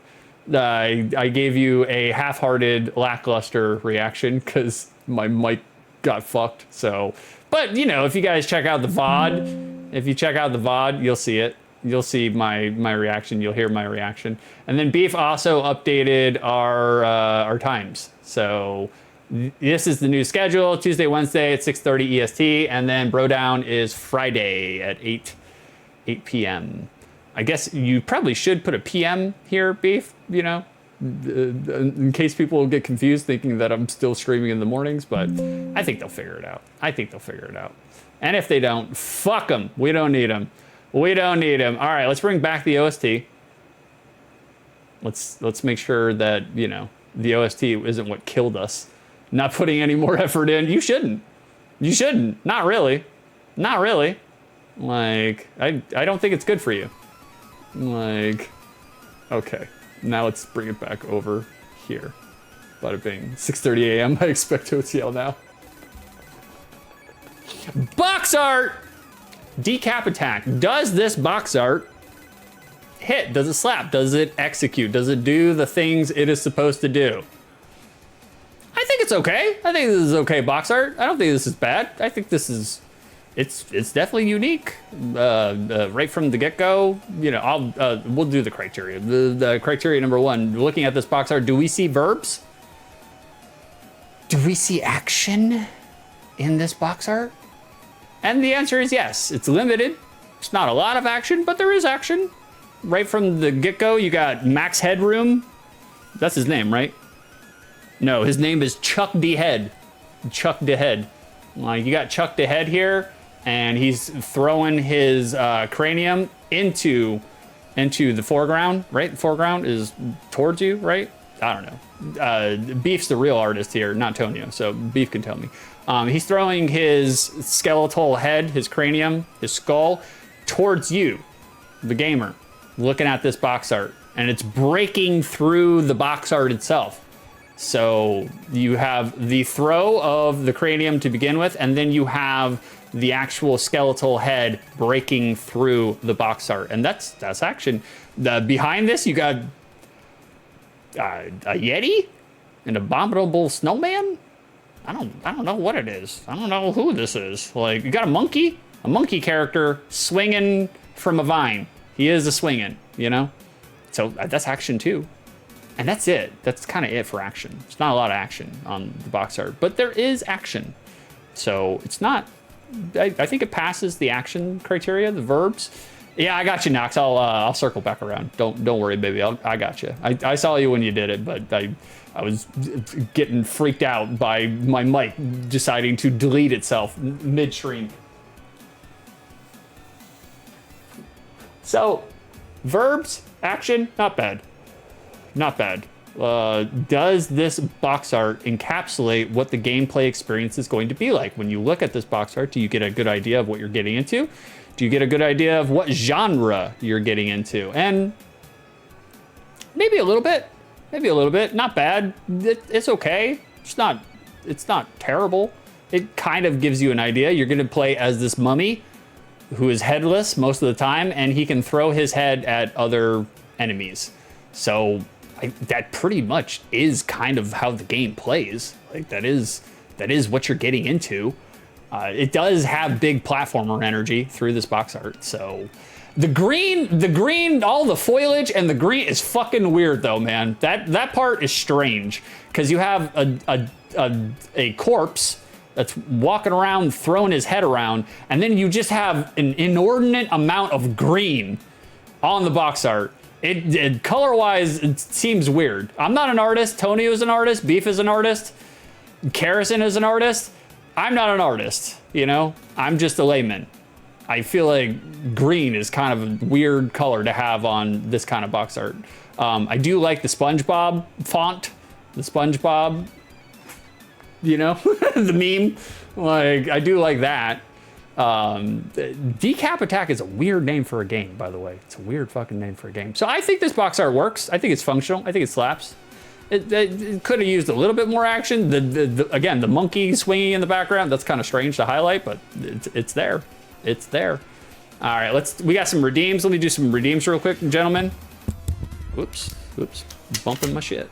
All right, Nox, we got us a game. Nox redeemed a game. Oh, Demon's Crest. Fuck yeah, Demon's Crest, bro. I love me some fucking Demon's Crest. I did play Demon's Crest for Cerulean Skies, cumslimers.com, but it wasn't really an OTL. It wasn't the OTL format. I didn't break it down. I just kind of played it. Somebody, I think Joey, redeemed it. He kind of wanted to just see me play it. no strings, and so I just played it for like 10 minutes. But I'll do an OTL format. You're in there, Knox. You're on there for the next Super Nintendo. Or I don't know if it's the next one, but it'll be one of them. And then the toast. Knox wants a toast. I got a toast. We got a toast here for old Noxy Poo. We're gonna throw it down. We got people texting me. Yeah, God, thank God. I asked my friends if they could play Magic tomorrow, and they were like, yes. I was like, oh, thank God, thank God. Is my girlfriend changing?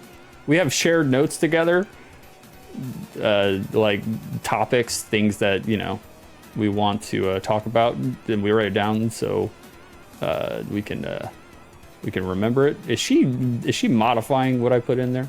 We have a toast, boys. We have a toast. A toast. A toast. A toast to the Florida heat. Not the kind that burns down shanties, but the kind that brings down panties. And we'll find out about it. She's on her way.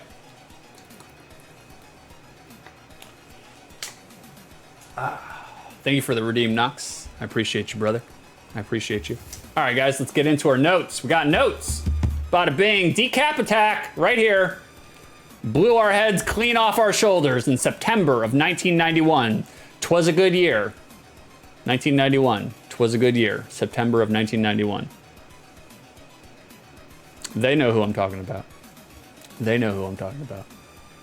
Decap Attack here was developed by Vic Takai, and our publisher was Sega themselves. Now, we've talked about Vic Takai on previous OTLs. Vic Takai, they are not, in fact, a one-man development band, but instead, they are a telecommunications company. The VIC, the VIC, stands for Valuable Information and Communications. And Takai is the name for its parent company, a natural gas utility, Tokai Corporation. So that's Vic Takai. So it's not just one guy, it's a whole conglomerate. Now, what other games, where would we know Vic Takai? Is there anything else we would know Vic Takai from? How about Kid Cool?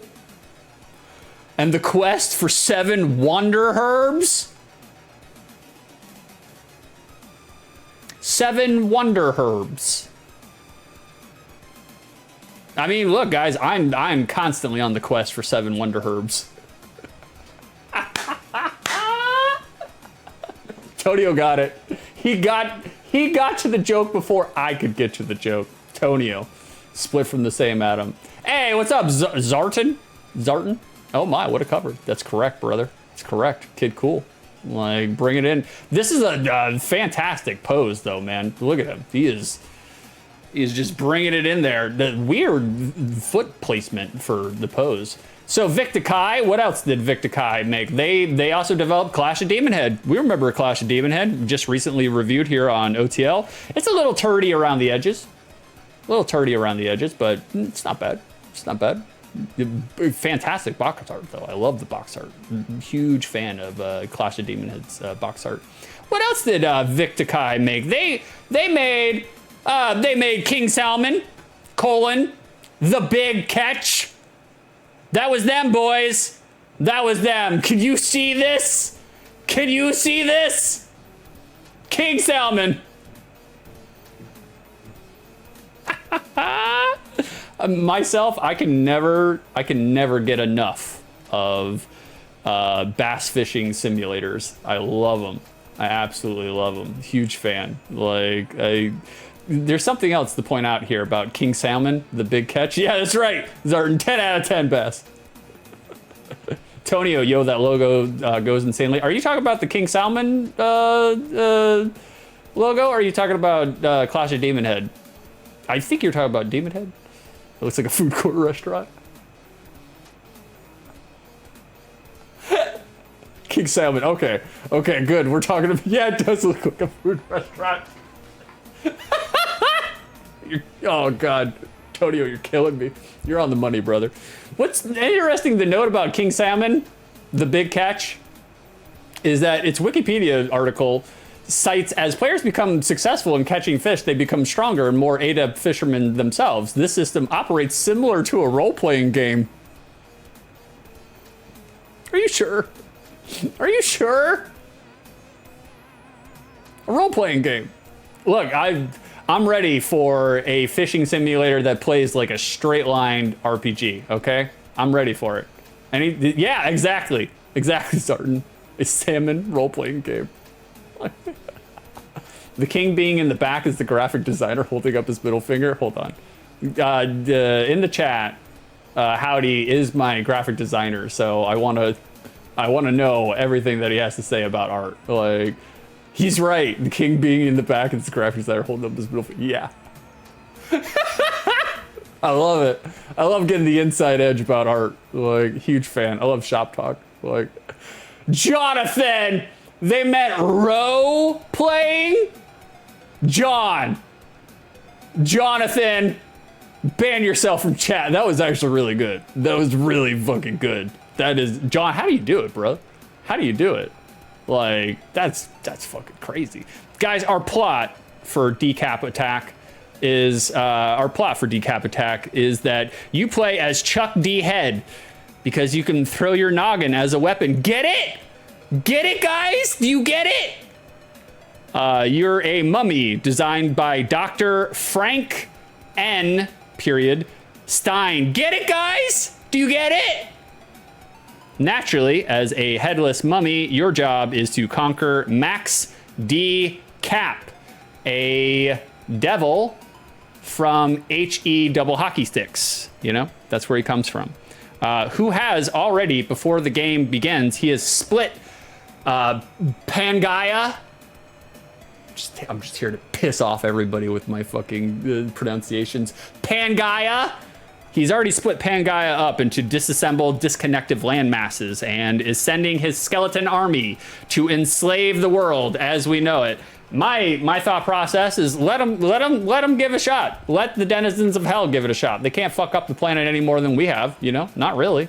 Not truly, you know? Like, gameplay for Decap Attack is lockstep with the platformer genre. You can collect power-ups as you go left to right. You fight bosses at the end of levels. Surely, by now, I do not have to explain platformers to y'all. You get it. You get it. Chuck's main attack is to, he kind of whips out his face that's embedded into the chest.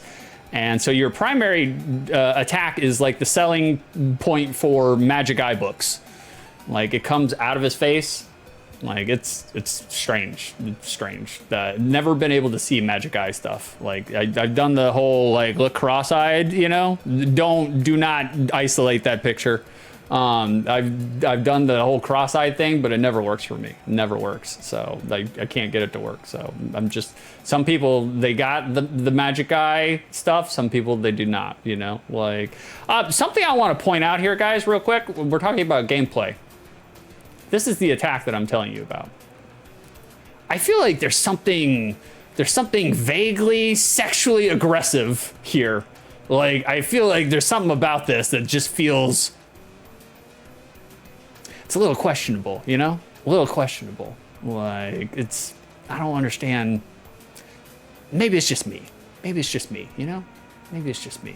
Like, yeah, you do have to be close up to hit him, just like real life, Zartan. Like, you gotta be real up close to get that face in there, you know. I'll be finding out momentarily. Like, live on stream, we've decided to just set it up, you know. Like, so there's that, you know. Like, oh man, role playing. It got Tonio too.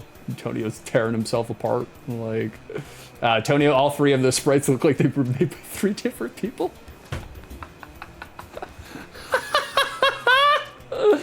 It's a schooner. Frankie, it's because your head is too damn big. It is fucking massive. I have a gigantic head. I mean, the hair makes it even bigger, but oh my God, the head is so fucking big.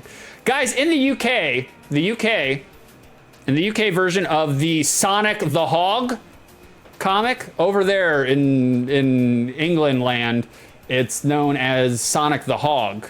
It's not known as Sonic the Hedgehog. I don't know if you guys knew that. Not a lot of people understand that trivia. Over there, Decap Attack showed up as the longest reigning guest character in Sonic the Hedgehog's comic books. Chuck D. Head's antics, they spanned from 1993 to 1998, which was a veritable run for a game to stay somewhat in the cultural consciousness 7 years after the game's release. He was still showing up in Sonic the Hedgehog's comic books. Just fucking crazy, man. 7 years after the release? That's insane. Absolutely insane. Reception for Decap Attack was fairly decent. The game had figured out a way to get ahead. Huh? Get it, guys? Get it? Waka waka. Scores range from 7.0 to 8.0 if that unravels your ceremonial burial linens. The reviewers, they praised Decap's graphics, citing its bold and gothy animations, surreal and unique sprite design in terms of enemies and backgrounds. The detractors pinged Decap for somewhat unoriginal gameplay and, as mentioned on other OTLs, not doing enough to be groundbreaking, not doing enough to push or transcend the genre itself. And you guys know how I feel about that. I don't necessarily agree or believe that every platformer should push the envelope. It shouldn't. I don't think it necessarily has to redefine the genre. It doesn't have to add to the genre. It just has to be a good game. So the gameplay experience just has to be functional and memorable. That's it. I feel like that's all you really need. So that's my official notes for Decap Attack. We do have some bonus material here that did not fall into the notes. For instance, right here, this game was...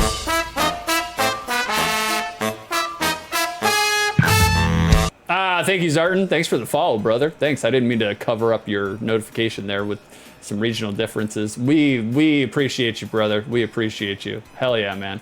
Like, the regional differences, this game was released in Japan first, and it was known as Magic Hat. It has a long title. It's got 12 consonants followed by 1 vowel. I don't know how to say it. But it was known as Magic Hat, so it was reskinned and repurposed here for the States. Decap Attack was. So that gives you a difference between the title screens. The title screens themselves changed over. Oh, what a sound! That's right, brother. We use Earthbound, the Earthbound drop from Saturn Valley. That's the Saturn Valley, or Mr. Saturn Town. So, guys, spoilers. I'm letting you know there are spoilers right now. Like, I'm gonna give you 5 seconds. 5, 4, 3, 2, 1.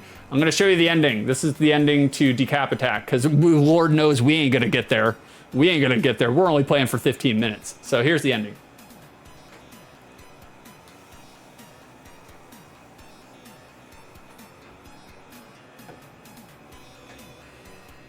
Great, from now on, just call me Charlie. He's a real life boy. He's a boy again. Look at that. That's the ending. He become a good boy. Like, there it is. That's the ending. I just threw that in there. My last bonus, my supplementary material. Guys, let's check in on the milk market. What is Decap Attack going for on the second dairy? Carlos Charlie Blanca. Tonio. I did not write that joke because I was like, that's low hanging fruit. I can't do that joke. And then Tonio came in here and he dropped it himself. Love you, man. The secondary market, what is Decap Attack going for? How much milk is it getting? If you want to pick up a copy of Decap Attack, how much are you going to be paying for it? Not that much. Not that much. Loose, Decap Attack is going for about 17 bucks. You can pick it up loose. $17. Complete SIB, complete in box, it's about 40 bucks. 40 bucks is not bad. New, brand new, right off the factory assembly line. Steel in the seal. It's about $510. Graded $1,100. Who the or no, that's not 1100. That is 1100. Never mind. The $1100. Who the fuck is paying $1100 for this game? Box, just the clamshell box, $10. Manual only $17. That is our prices for the whatever this game is. Decap Attack. All right, I'm gonna delete these sources, guys, and then I'm gonna catch up on chat. And then we're gonna do our supplementary, our commercials, our you know how I do. It's fine. We do take a look at commercials here on OTL before we play the game. Well, I guess you just have to be prepared to die. Well, look who it is. Look who it is. It's JJ, Julia the Juggernaut. Come here to stink up my chat. What a degenerate piece of shit human being. Julia and I, for those that are not uninitiated, we are having channel wars right now. We are mid-step, lockstep in channel wars. Julia said some things about white people that cannot be repeated on the stream. And I was very, very shocked at how racist she is. So can we get a follow? Can we get a follow? Can we get a shout out for JJ? I know we're doing streamer wars, we're doing channel wars, but I think Julia needs a shout out so you guys can go to her channel and see all of the cancelable shit she does and says.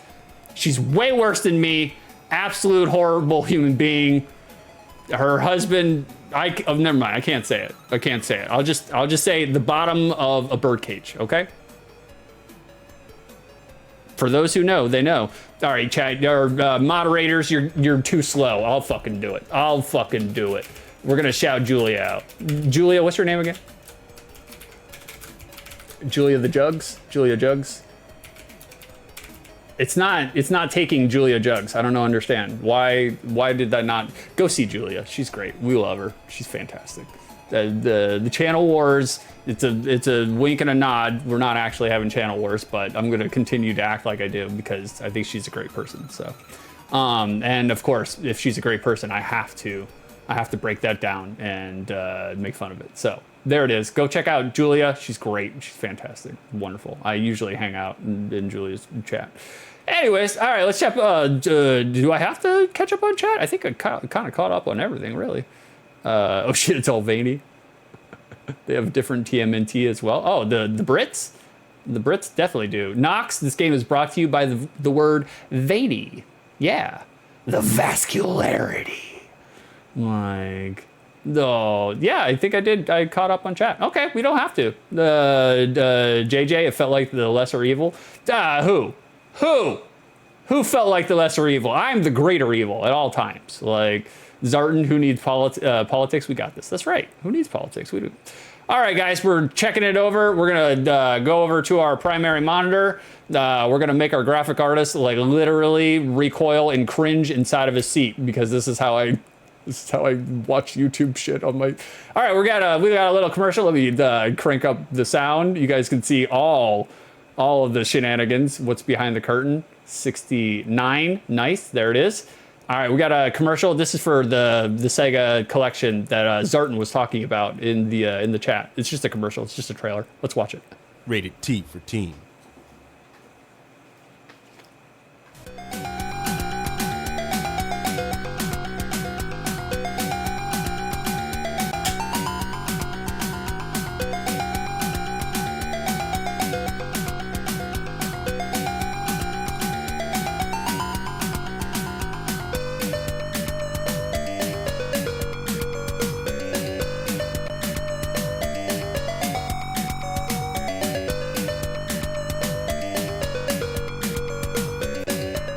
Okay, that was it. That was it, guys. We got one more. We have region comparisons. I might play the whole thing. I might not. It's a 2-minute video. It's just showing you the Japan when it was known as Magic Hat and then what they changed over. They reskinned it, guys. They did change a lot, though.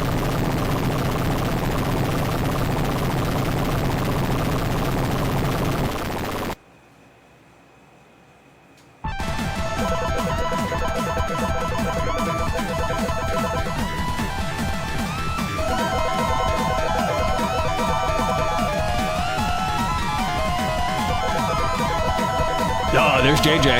That's what JJ looks like on her stream when she spouting her racist policies.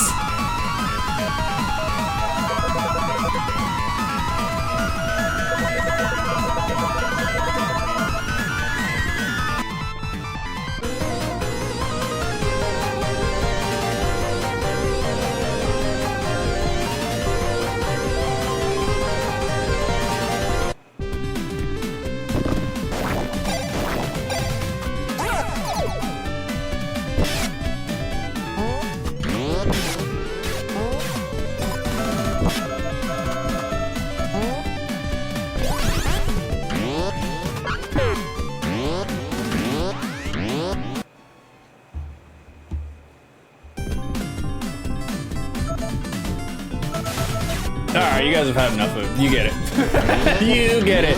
All right, my last one, I got a Pizzo Mezzo. We got this very cute, giant anime-eyed girl. She's gonna explain to us what happens, how long you can survive being decapitated. I gotta take a piss, guys. We're gonna watch this. I'll come back and I'll turn it off before it's done. Hello, everyone. Amy with you on D News this Monday, and Monday means we're doing a viewer question. Yeah, D News. Imumon asked whether a person or animal can survive being decapitated, and if so, how?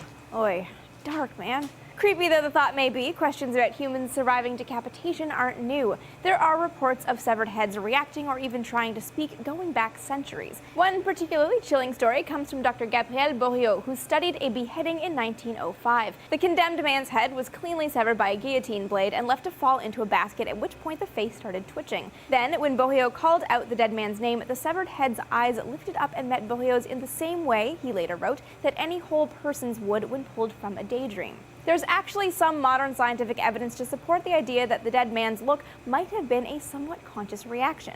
In 2011, Dutch scientists ran an experiment on mice to see how decapitation affected their neurologic activity. They hooked up an electroencephalograph, or EEG, to the brains of the doomed mice, cut off their heads, then measured the brain activity in the severed heads. Incredibly, the results showed electrical activity continued in the brains at frequencies indicating conscious activity for almost 4 seconds. Similar studies done on smaller animals suggest that brain activity can last even longer once the head is no longer attached to the body. If that 4 seconds ballpark time extends to human decapitation, that's well long enough for a victim to take in their surroundings before dying. New York City medical examiner Jonathan Hayes also confirms it's possible.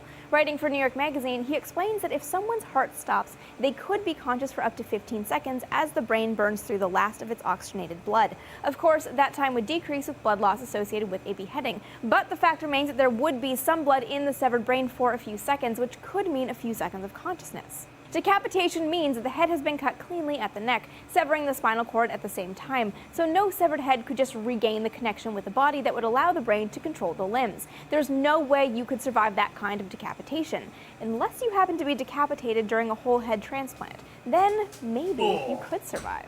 Dr. Sergio Canavero of the Turn Advanced Neuromodulation Group in Italy proposed the controversial idea for a head transplant as something he wants to use on patients whose muscles and nerves have degenerated. He wants to fuse their sound mind with an equally sound body. Would you guys do a head transplant? Involving fusion of the spinal cord. The process involves cooling the to-be transplanted head to I would extend not. how long the cells can live without oxygen.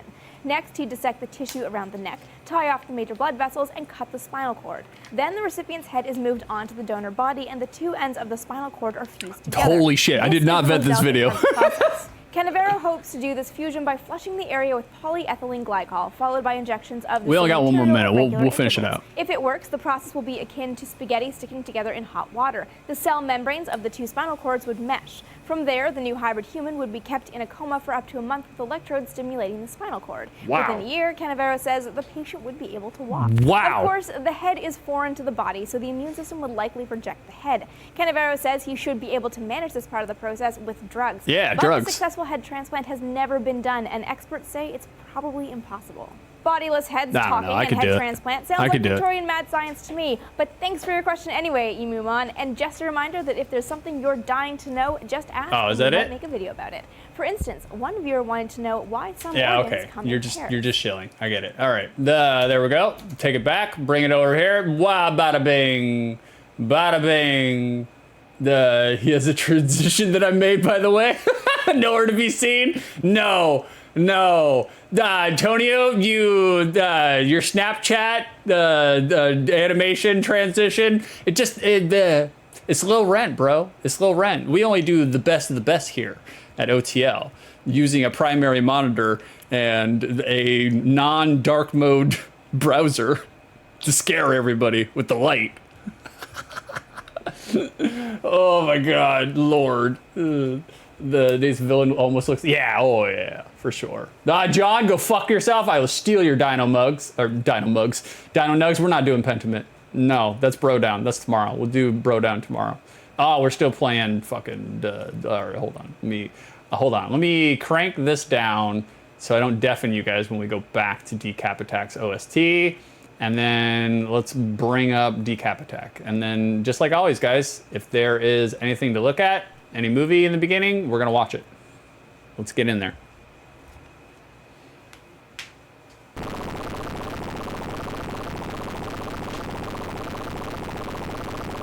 Oh. Don't look at my pit perspiration, all right? I'm sweating hardcore over here.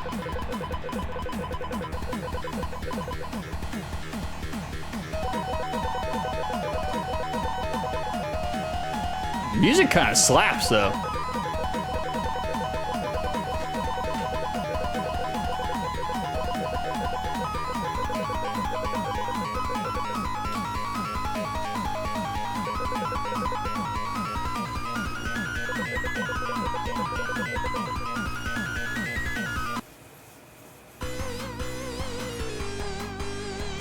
Yeah, Zartan, I like that professor smile. Yeah, it reminds me of all the Coomers that are in Julia's channel. a lot of Coomers over there. JJ says there aren't, but you guys be the judge. Go to JJ's channel and hang out with JJ and see how many Coomers she's got in her chat. All right, I think that's it. I think that's all we got. Let's check out our onions. Oh, it's infested. Yeah. Oh yeah. Droopy knows. Droopy knows. We need 3 hearts. We need 3 hearts. We have A for window. Window? What is window? What is window? I have never played Decap Attack, by the way, guys. This was redeemed to us by the Frankie D's Nuts, in the chat. Can we get a shout out for Frankie D's Nuts? Like, can someone shout Frank out? Super RPG Friends, go check out Super RPG Friends. He's on hiatus right now, but he'll come back. He'll come back. All right, guys, that's it. Let's put 15 minutes on the shot clock. Just like always, we only play the game for like 15 minutes. Just get a little sampler. Just a little sampler. Okay. All right. What we got here? Ooh. I do like the sound design. The sound comp is, the sound effects themselves are pretty cool. Okay, so that's our attack. It's girthy. It's veiny. He's throwing the skull around too. That's pretty cool. All right, jump.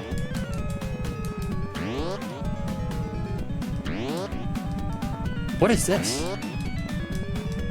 You can kind of like stagger. You can kind of like hover, float. That's cool. I do like that, actually. I think that's really nice. Yeah, it's a little glide. I like it. Oh, window is, okay. Window is your inventory. Okay, cool. And that's it. That's all we got, boys. That's all you need. All right. The controls are, oh shit. Controls are, it's a little weird. Oh shit, God, already. I just want to point out, here, I'm gonna be quiet and point out, look at this run animation.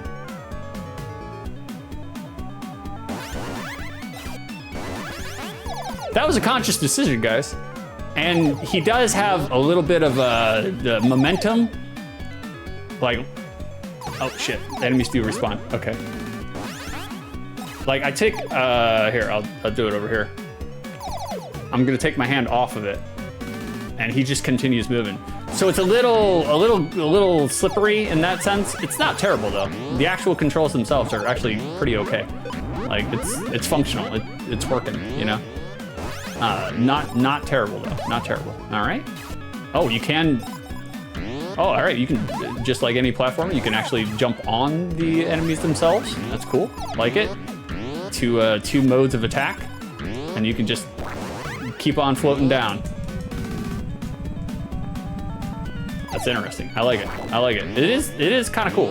I dig that. Oh shit. All right. I can't get over this run animation though. This run animation, it does some things to me.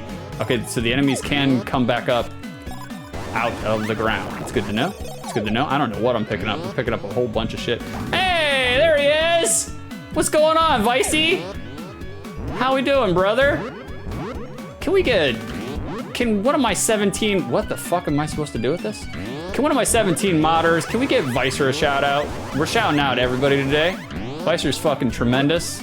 I love him. I love that man. Everything that man does is fucking gold to me. So Vicer's been streaming all sorts of weird shit on his channel lately, which I fucking love.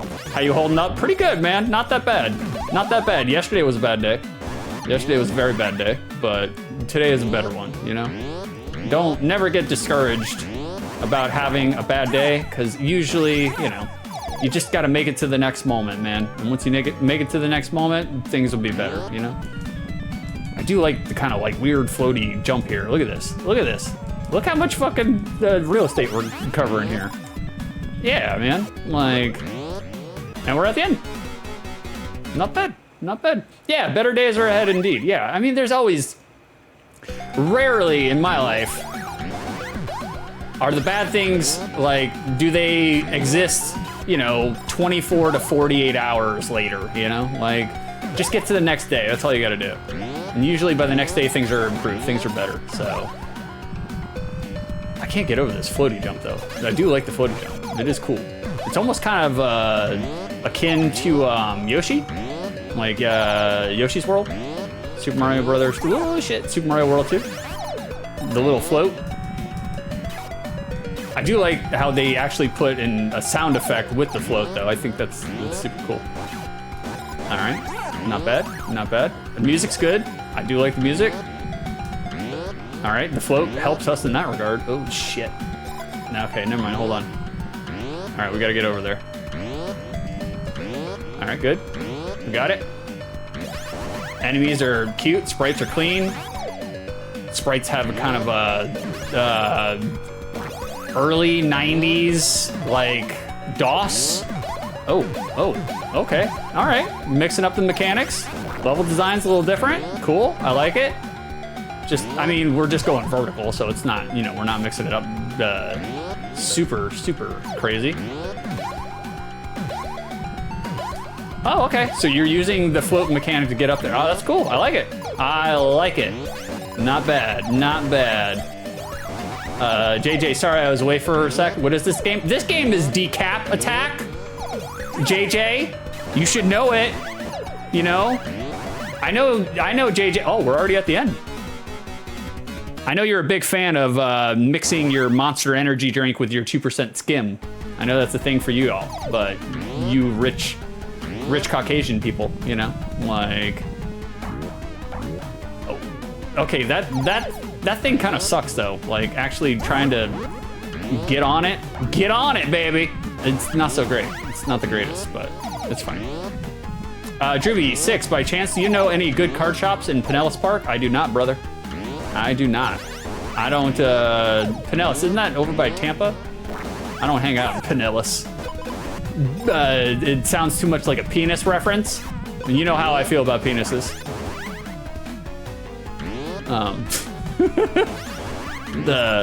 You pee at them.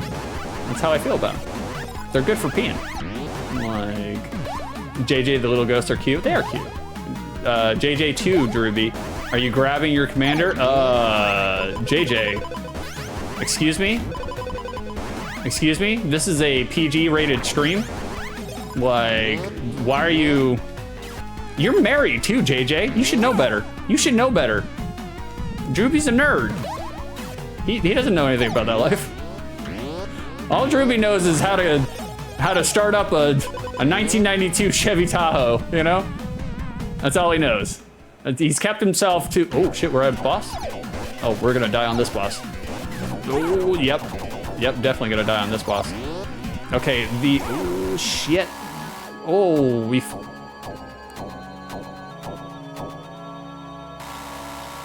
That's some morose-ass music there. Holy shit. Wow. Not anything in particular. Excuse me?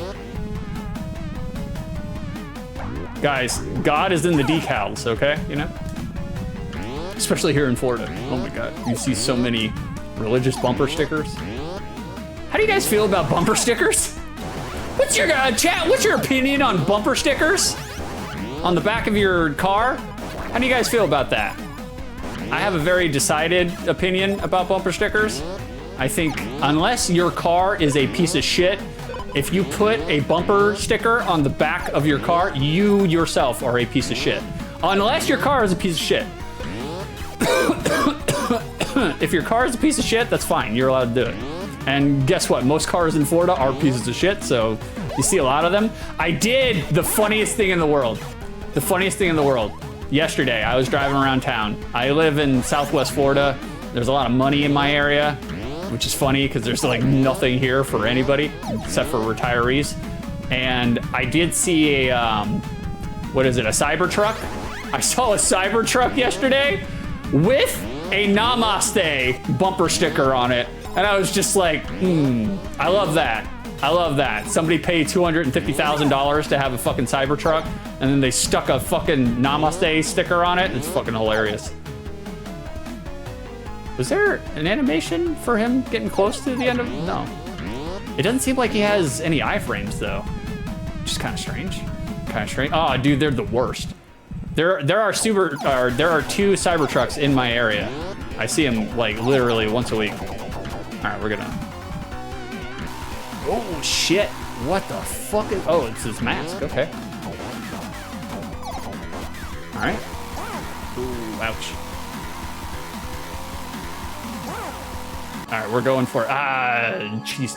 We needed the cheese strap. We needed the cheese strap. Oh, Drewby, one of these days I'll actually get a Tahoe for the meme. Maybe when I'm 50 and have 1 bedroom, half bath shack. You should do it, Drewby. Do it for the bit, brother. Do it for the bit. You have to now. You have to. I expect to see a Fight Club subliminal image of a Chevy Tahoe in your Final Fantasy Tactics video. And don't explain anything. Don't let anybody know what it means. Like, it's just for us, Drewby. It's just for me and you, buddy. Ah, fuck. All right, we're gonna try to get to the end of the level without taking a shitload of fucking damage, which might be hard.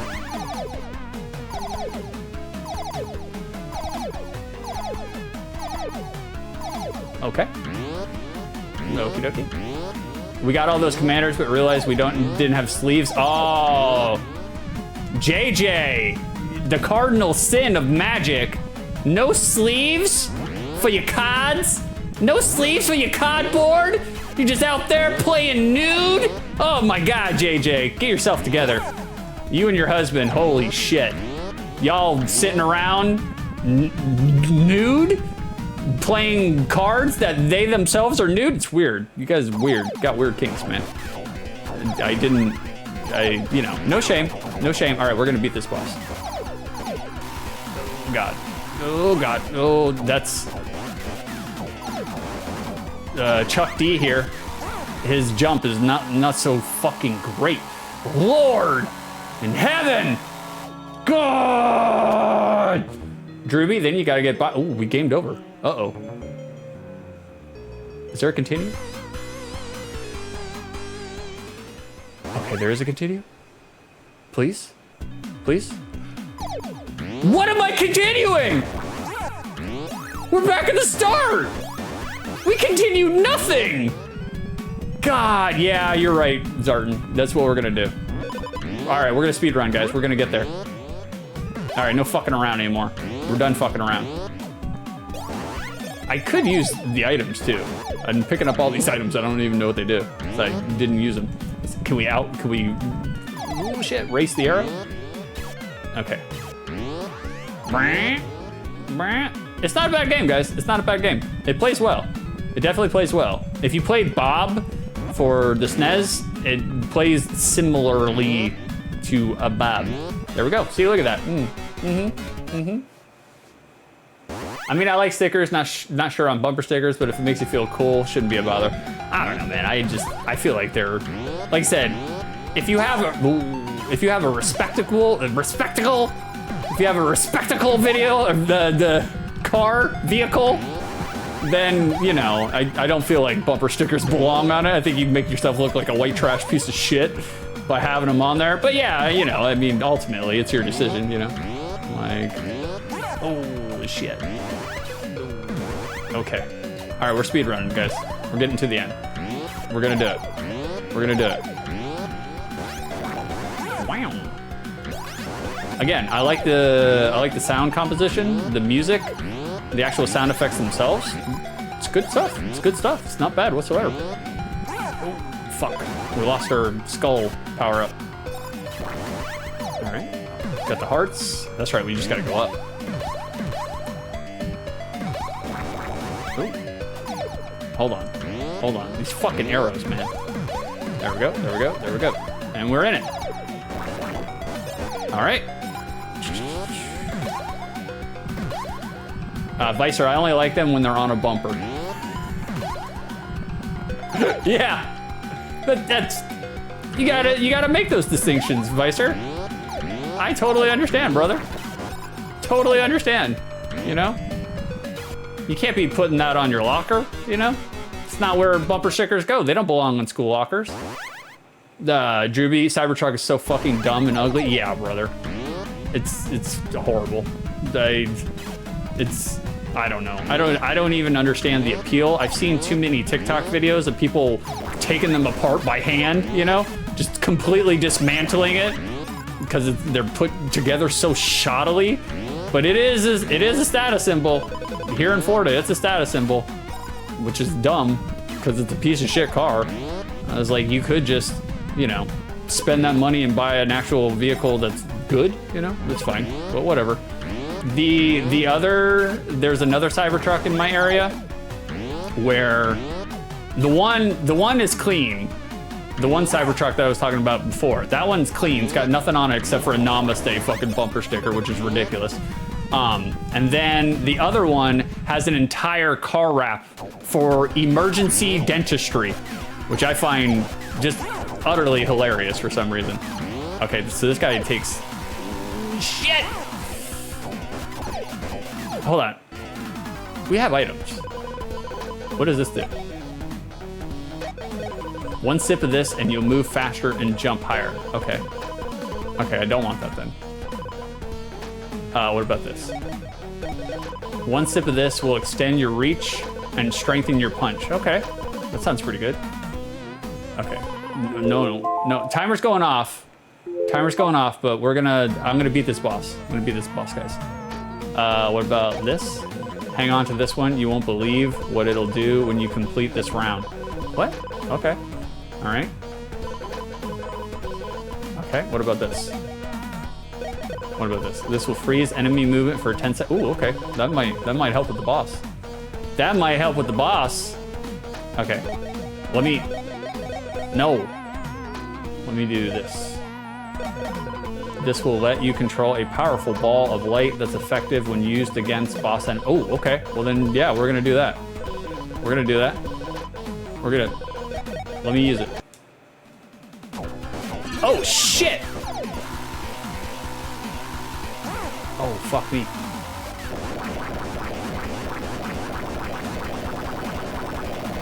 Yeah! Yeah! Your ass! Your ass! I'm champion! I'm champion! You can't leave this round without finding the most important item. You should search every nook and cranny. Excuse me? What? What? What? Go fuck yourself! No! No! I refuse. What is that shit? You can't leave the level until you find some different item. No. Mm-mm. Not doing it. Get fucked. No way. Mm-mm. I don't like it. I don't like it. Game pulling a fast one on me like that. I don't like it. I don't like it. Not a fan. Oh, God. Lord. All right, let me do the recap, and then I'll catch up on chat, and then we're done for today, boys. It's going to be a quick one. It's going to be a short one. Criteria number 1 for the 15 minutes in which I played this game. Was I entertained? I was. I was entertained. Like, it's not a bad little platformer.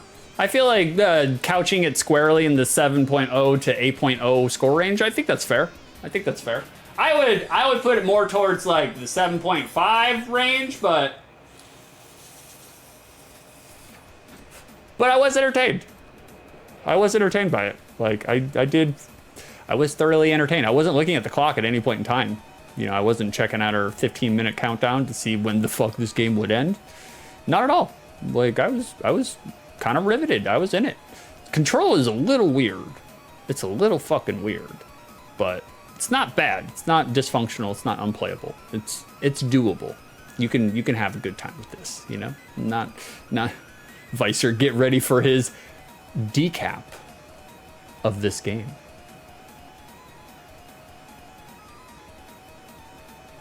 I missed you, Vicer. I missed you especially. Like, it's been like 2 weeks since I streamed. I missed you, brother. Like, so not bad, entertaining. I think it's entertaining enough that you guys would enjoy it. Like, Frankie was the one who redeemed this. Super RPG friends in the chat, he redeemed it. I don't think he's here anymore. That son of a bitch bastard. He redeemed this game and then is not here to see his game. That's how Frank does. He's a degenerate piece of shit. Criteria number 2. I have never played this game, so criteria number 2 is usually, now that I played this game, does my memory of it exist outside the lens of nostalgia? And I've never played it, so we have made ourselves a memory core of this game together, boys. And my memory core of this game will be quirky, interesting platformer. You could make the argument that it doesn't necessarily push the boundaries or reinvent the wheel when it comes to platforming mechanics and platforming tropes, and it doesn't. But that's fine. That's fine. I think the sprite work is pretty clean. I think the sprite work is also interesting looking, which is, I mean, it does, like I said, it does look like an early to mid 90s DOS platformer. It kind of has that kind of graphical aspect to it. Controls are a little strange, a little funky, but not bad. Like I said, not bad. There is some slippery floatiness to everything, but it's not to the point where it's gonna have you get hit by a lot of cheap shit. And I mean, they do give you a lot of items. Like that was a shitload of items right there. Like I was like, wow, should have used that the first time I went to the boss. So I think it's well worth it. Yeah, exactly. Zartan got there before I could. Like, yeah, it has its own plucky little charm to it. Like, I think in terms of, what is it, 1991 Genesis, Q4, 1991 Genesis? Knocks it out of the park. I think it's pretty good. Like, is it a turd? Is Decap Attack a turd? It is not a turd, boys. It is not a turd, not whatsoever. Decap Attack is not a turd. Like, I think it's a platformer that you will enjoy and spend some time with and get everything that you're looking for out of it. So, like, it's weird that it started out as Magical Hat over Japan and then it became this. It's just strange, the transference, the translation, like where they went with it. Like, nah, I dig it though. I applaud. Golf claps. All right, guys, let's go through the recap. There's only 2 games, so there's only 2 things to recap. The Wayne's World, that's a turd. That's a turd, boys. That's a turd.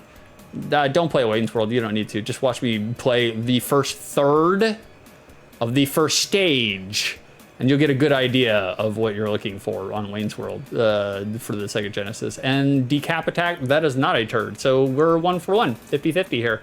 And that's my recap.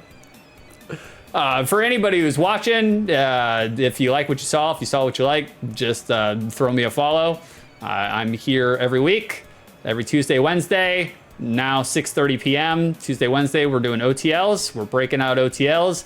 And then Friday, next week, Friday, we're going to the Bro Down at 8 p.m. However, tomorrow here, I'll bring it over to the Bro Down. He's not here, but we'll bring it to the Bro Down. Tomorrow, we're gonna break down the Bro Down. It's gonna be me and Beef, my brother Beef, and we are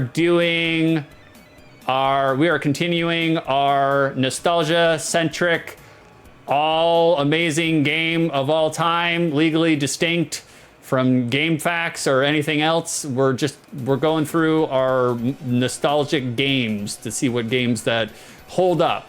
What games, what, in terms of nostalgia, we're all ranking this on nostalgia, not what's the best game, because obviously you can look at this list and you can tell that Sonic the Hog 2 is going to clear everything, you know? Everything. That's right. Oh God, this list. there's like 3 or 4 games here that I think could clear. And it's going to be interesting because me and Beef, we're going to get into some arguments about some of this because Beef, I know he's going to vote for The Witcher 3 and I do not vote for The Witcher 3. I think The Witcher 3 is overrated. So Dragon Warrior is going to get my vote. That's a spoiler for tomorrow. So we're going to need you, chat, to help us break up our ties because basically the first game that gets 2 yay votes will break the tie. So just be attentive, be listening. Check us out tomorrow morning on the Bro Down, 8 a.m. Me and Judgmental Beef, we're gonna break down the list for our legally distinct from the NCAA, the Golden Asterisk. We're continuing our tournament. So yeah, check us out tomorrow morning and we'll have a good time. It'll be me and my brother just talking random bullshit. So, you know, how we normally do. Nice! Woo! But if you like any of this, go to my youtube.com at 6 2/3. You'll see all my archives. You'll see all of my shit. Like, I chop things down into a baby bite, so you don't have to watch a 4-hour stream.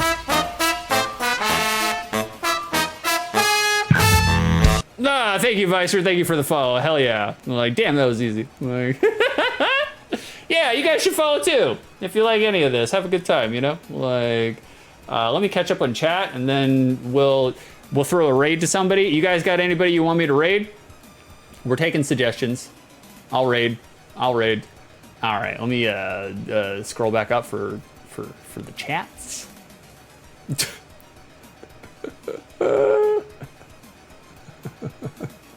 Yeah, Antonio, you're right. I like when beaters have like 100 band stickers on them. Yeah.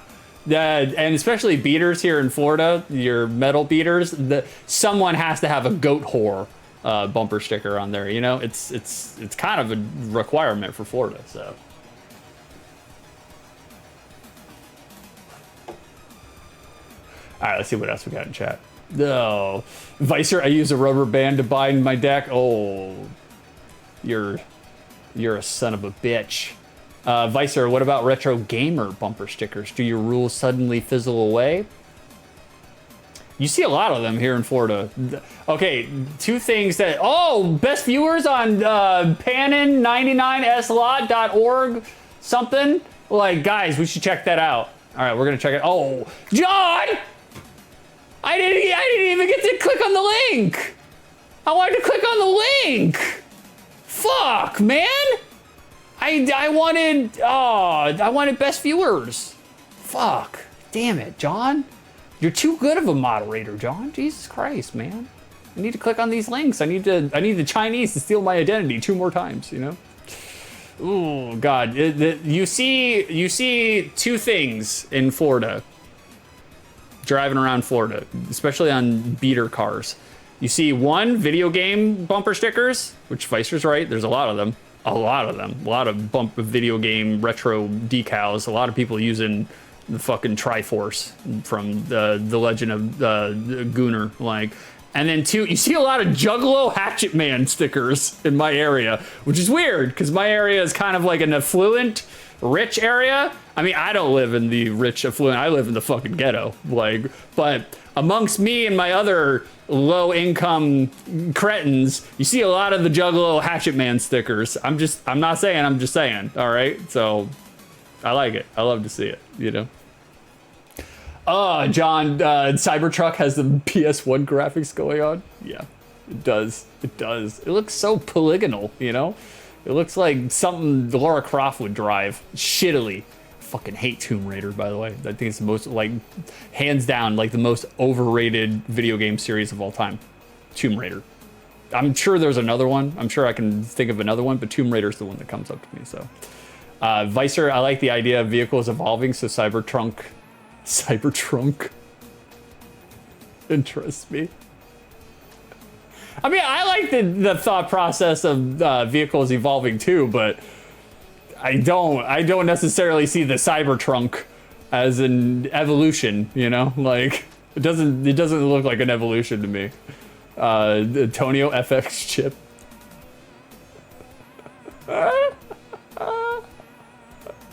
Oh, good stream. Thanks, Darton. I appreciate you, brother. Come back anytime, man. This, like I said, we do this all the time. Like, every week. Like, you'll have a fun time. If you like tangents and cursing, and anytime I can find a way to fit horny stuff into the video games, then you'll like what we got going on here, man. You'll like what we got going on. Like, no link from me? How dare you? Oh, John!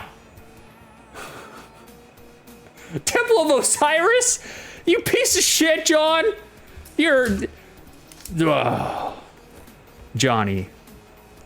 Okay, for those who are paying attention, if you are watching, you are accruing Dino Nugs, and you can cash those Dino Nugs to make me play a game of your choice, provided the emulation is easy enough for Tonio to explain to me how to do.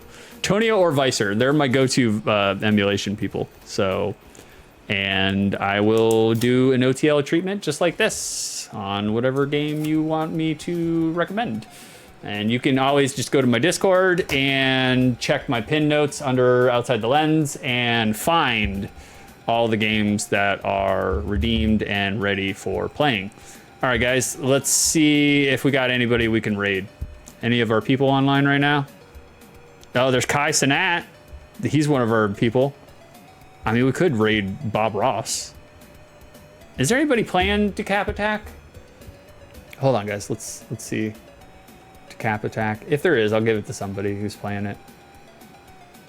Me. I'm playing it right now. I'm listed as the player. Wasn't Julia going to redeem Pharaoh? That's right. That's right. Yeah. Antonio, friend of the show, Kai Sanat. Yeah, friend of the show. I got him started. You know, just me. Like, it was just me. Got him started. Got him in the right direction. She was, but chances are she doesn't have enough channel nugs because she doesn't actually watch the streams. She just comes in for 5 minutes and talks her white girl racist bullshit and then fucks off. You know, like a true Caucasian. That's how they do.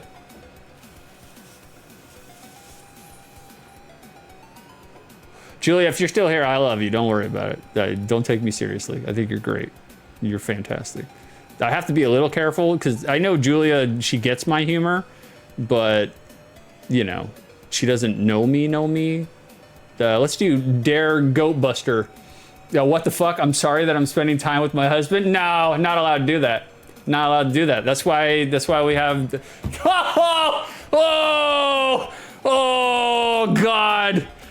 Oh, Julia got me. She got me good. How dare you? How dare you, Julia? All right, we'll put you down there. We'll put you down there, baby. Pharaoh. What a piece of shit. What a piece of shit. For you guys that don't know, my girlfriend is Egyptian, so that's where the Pharaoh comes from. How dare you, Julia? How dare you? All right, we're gonna raid this guy, Dare Goat Buster. He's got a wheel in his thumbnail, so. What? I love this game. I bet you do. I bet you do. I'll stream it for sure. You should, Julia, because I'm only going to stream it for like 15 minutes because I can't handle it. I can't. Oh, I was going to shout out the guy we're going to raid. All right, we're going to raid Dare Goat Buster. I have streamed it. Oh, you have? Weird. Weirdo. That makes sense. It makes sense. You like to play up your elitist bougie white girl isms, so it makes sense that you would like to cosplay as a pharaoh with slaves. I'm not saying, I'm just saying. It's right up JJ's alley.